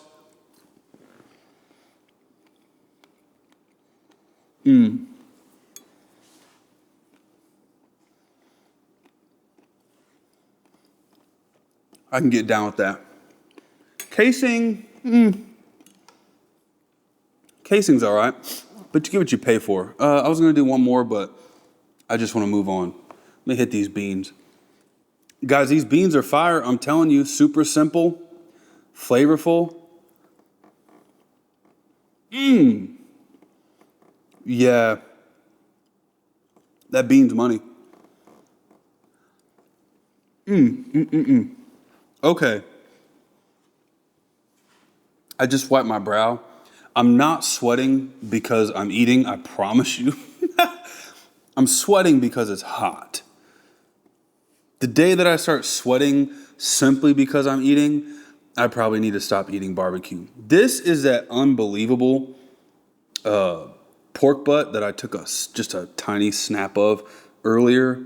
I'm gonna dip this in that mustard sauce again because I've already tried it with no sauce.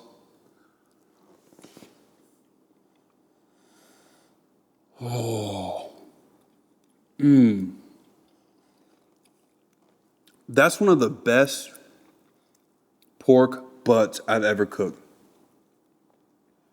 And what's wild about that is this butt cooked to 170, went in the refrigerator, cooked till done the next day, forgotten about, still stayed inside the foil, fully refrigerated again, put back in the warmer at 200 degrees for like 9 hours, and it's still fire. Oh my gosh, that's good. I need an napkin. Back for more action. Okay, first off, this is just unbelievable so far. I'm not worthy to be eating barbecue in this quantity and quality by myself. I'm gonna jump to the brisket here in a second, but guys, this bread recipe, out of everything that I've made, which is all homemade from scratch, kinda. I guess technically the only thing that's not homemade from scratch would be this sausage or brat, but I got a sausage video on the way. And then those beans weren't soaked overnight by me, if that makes a difference. Everything else is pretty much from scratch. This bread, we got this recipe down pat, guys. This ain't freaking good. Okay. Ooh!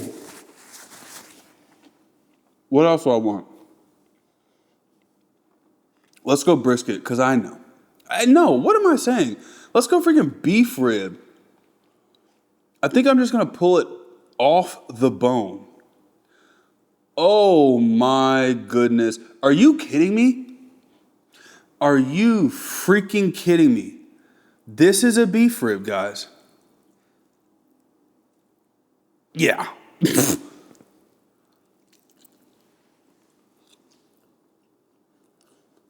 Oh my gosh. Whoa. Whoa, whoa. Oh, that's good. Put some of that Barre sauce on it. Yeah.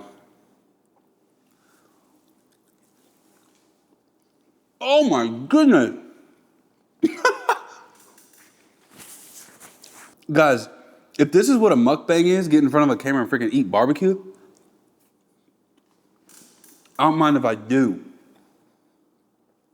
Beans are fire. Can't lie. Gotta do the beans. Chicken stock comes through just right. Okay.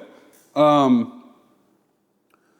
was looking for the pork belly, but I landed on a beef cheek, so that's not gonna focus. I landed on a beef cheek, so I'm gonna eat this beef cheek in this mustard sauce because the mustard sauce is just hitting right now. Oh, that's magical. That's magical. Oh my gosh. Whoa. Hey, yo, that beef cheek is crazy. I did not expect that.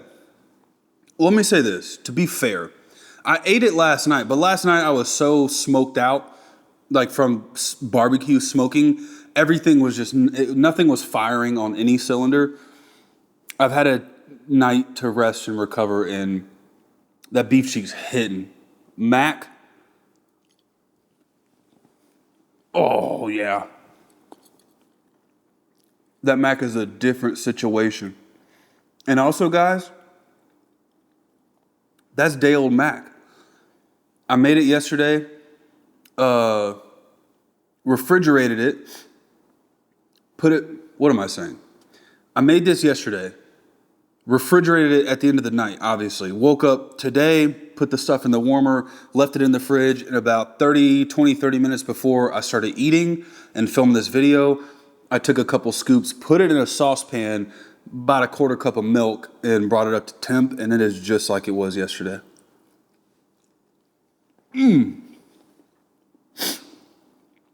Potato salad? This doesn't seem right. What's happening right now? This does not seem right. Eating food on camera? Maybe one day I'll get paid to eat food on camera.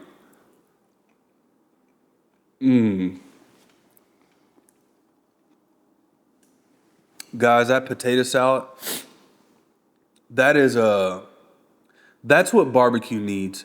If you're gonna do any side, if you're doing a pop-up and refrigerating food is difficult, I understand. But if you're gonna do any side at home, backyard, do some chilled potato salad like how I showed you. My wife last night, and again, I'm always honest, she didn't love this. It was a little bit too much mustard. If my wife's gonna eat a potato salad, it basically needs to be a mayonnaise salad, which, not my jam. But for me, this is fire.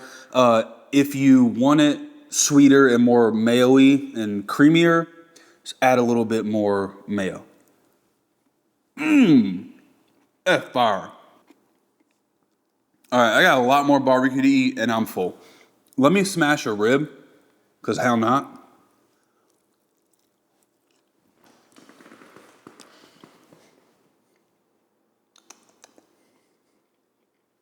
Oh, that's fire. Oh, that's fire. Guys, you want me to tell you something crazy? This rack of ribs right here that I just showed you, one rack I did on the pit, the smoker, 500 gallon to be exact. This rib that I'm eating right here was done on a Traeger. There's a company that may make its way onto the channel. That company sent me some pellets. It's a unique company. Normally I turn down this kind of stuff, but the owner of the company emailed me. He said, Marcus, I've watched your content. I'm going to send you something. You don't need to do anything. Don't put on the channel nothing. If our pellets don't produce The closest thing to barbecue flavor that you've had, never talk to us again. If they do, give us a shot on the channel. So I figure behind the scenes, I'll make a rack on the Traeger with those pellets, and I'll make a rack on my 500-gallon. Guys, I'm telling you, I'm being straight up. Yeah. These are legit. Texture, color, fat render, flavor. About the closest rack of ribs I've had to my 500-gallon. And at this current time, I'm not being paid to say this. I'm not. That's good. Shout out to them. Maybe they'll make it on the channel. If they do, I'll drop links. I have the meat sweats. I got pork belly. Oh, I should have eaten this first. This is going to be heavy. Slice of pork belly. A Goldie sauce. Going heavy on the dipski.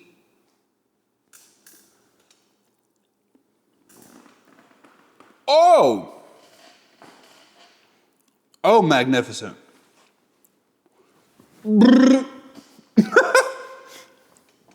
Sent a chill down my spine. Oh, that's a lot. Let me cut that. Pickle. Onion.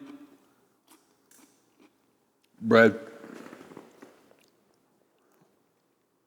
Oh, that's magical. Wow, that's good. Holy mackerel. I am not playing. That sauce? Ooh.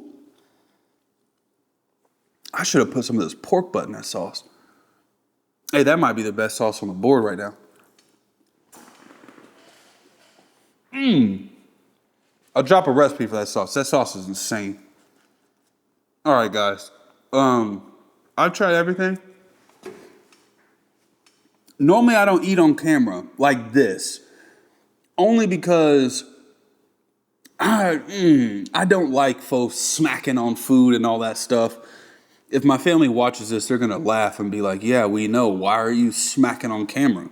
And frankly, it's because the barbecue has so beaten me down that I've given in. Guys, how in the world can you cook this much barbecue and not smack on camera with a tray of beans, mac, potato salad, pork butt, beef cheeks, pork belly, spare ribs, brisket, beef dino rib, cornbread, homemade bread? Like, come on. A little smack is going to happen. Yeah. What's my boy say? Man, he has a YouTube channel. It's big. What does he say? He's Vietnamese. I found him years ago when I was trying to make some pho at home, some beef pho. What's my brother's name? Guys, if I don't figure this out on camera right now, it won't make the edit. If you know who I'm talking about, put it in the comments. What does he say? He says, soup pump for this. Yeah, what's that brother's name? Super pump for this. Yeah, guys, super pump for this. Oh, okay. Here we go. Let me, hold on. Okay, hold on. I gotta round this bite out. All right, guys. Wow. My hands are a mess. Let me put these down. Wow. That's all I can say. Last night, I was a little saddened, honestly. I was like, man, I forgot my garnishes. I forgot the pork butt. I forgot the cornbread. I didn't feel like the video was holistic. So I moved some things around. I warmed everything up. I said, let me remake this platter. And I was a little bit apprehensive because I didn't know if it was going to come through how I wanted it to. But I'll tell you this, guys. This was one of the best experiences in barbecue I've ever had. If you've never made a platter, guys, girls, please save your money up. Do what you need to do. Tell your husband or wife, babe, I'm about to rip some barbecue. Invite the friends and fam over. I'm going to give them something they'll never forget. Do this right here. Pick any combination of what you've just seen, and I promise you, Your friends and family will be happy. And not only that, they will tout you as the barbecue god or goddess. Little g God, because there's only one God, and he created all this beautiful beef and veggies and all the stuff that we're eating. So shout out God for creating me and then creating barbecue and then finding a way to put us together. I don't know what my life would be without barbecue.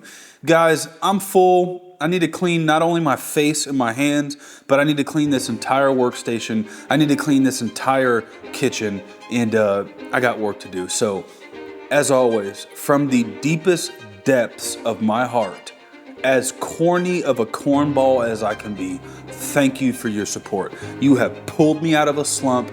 You have reminded me what it's all about. Your support means everything to me. And as always, as freaking always, Big Frizz, meet and greet, over and out.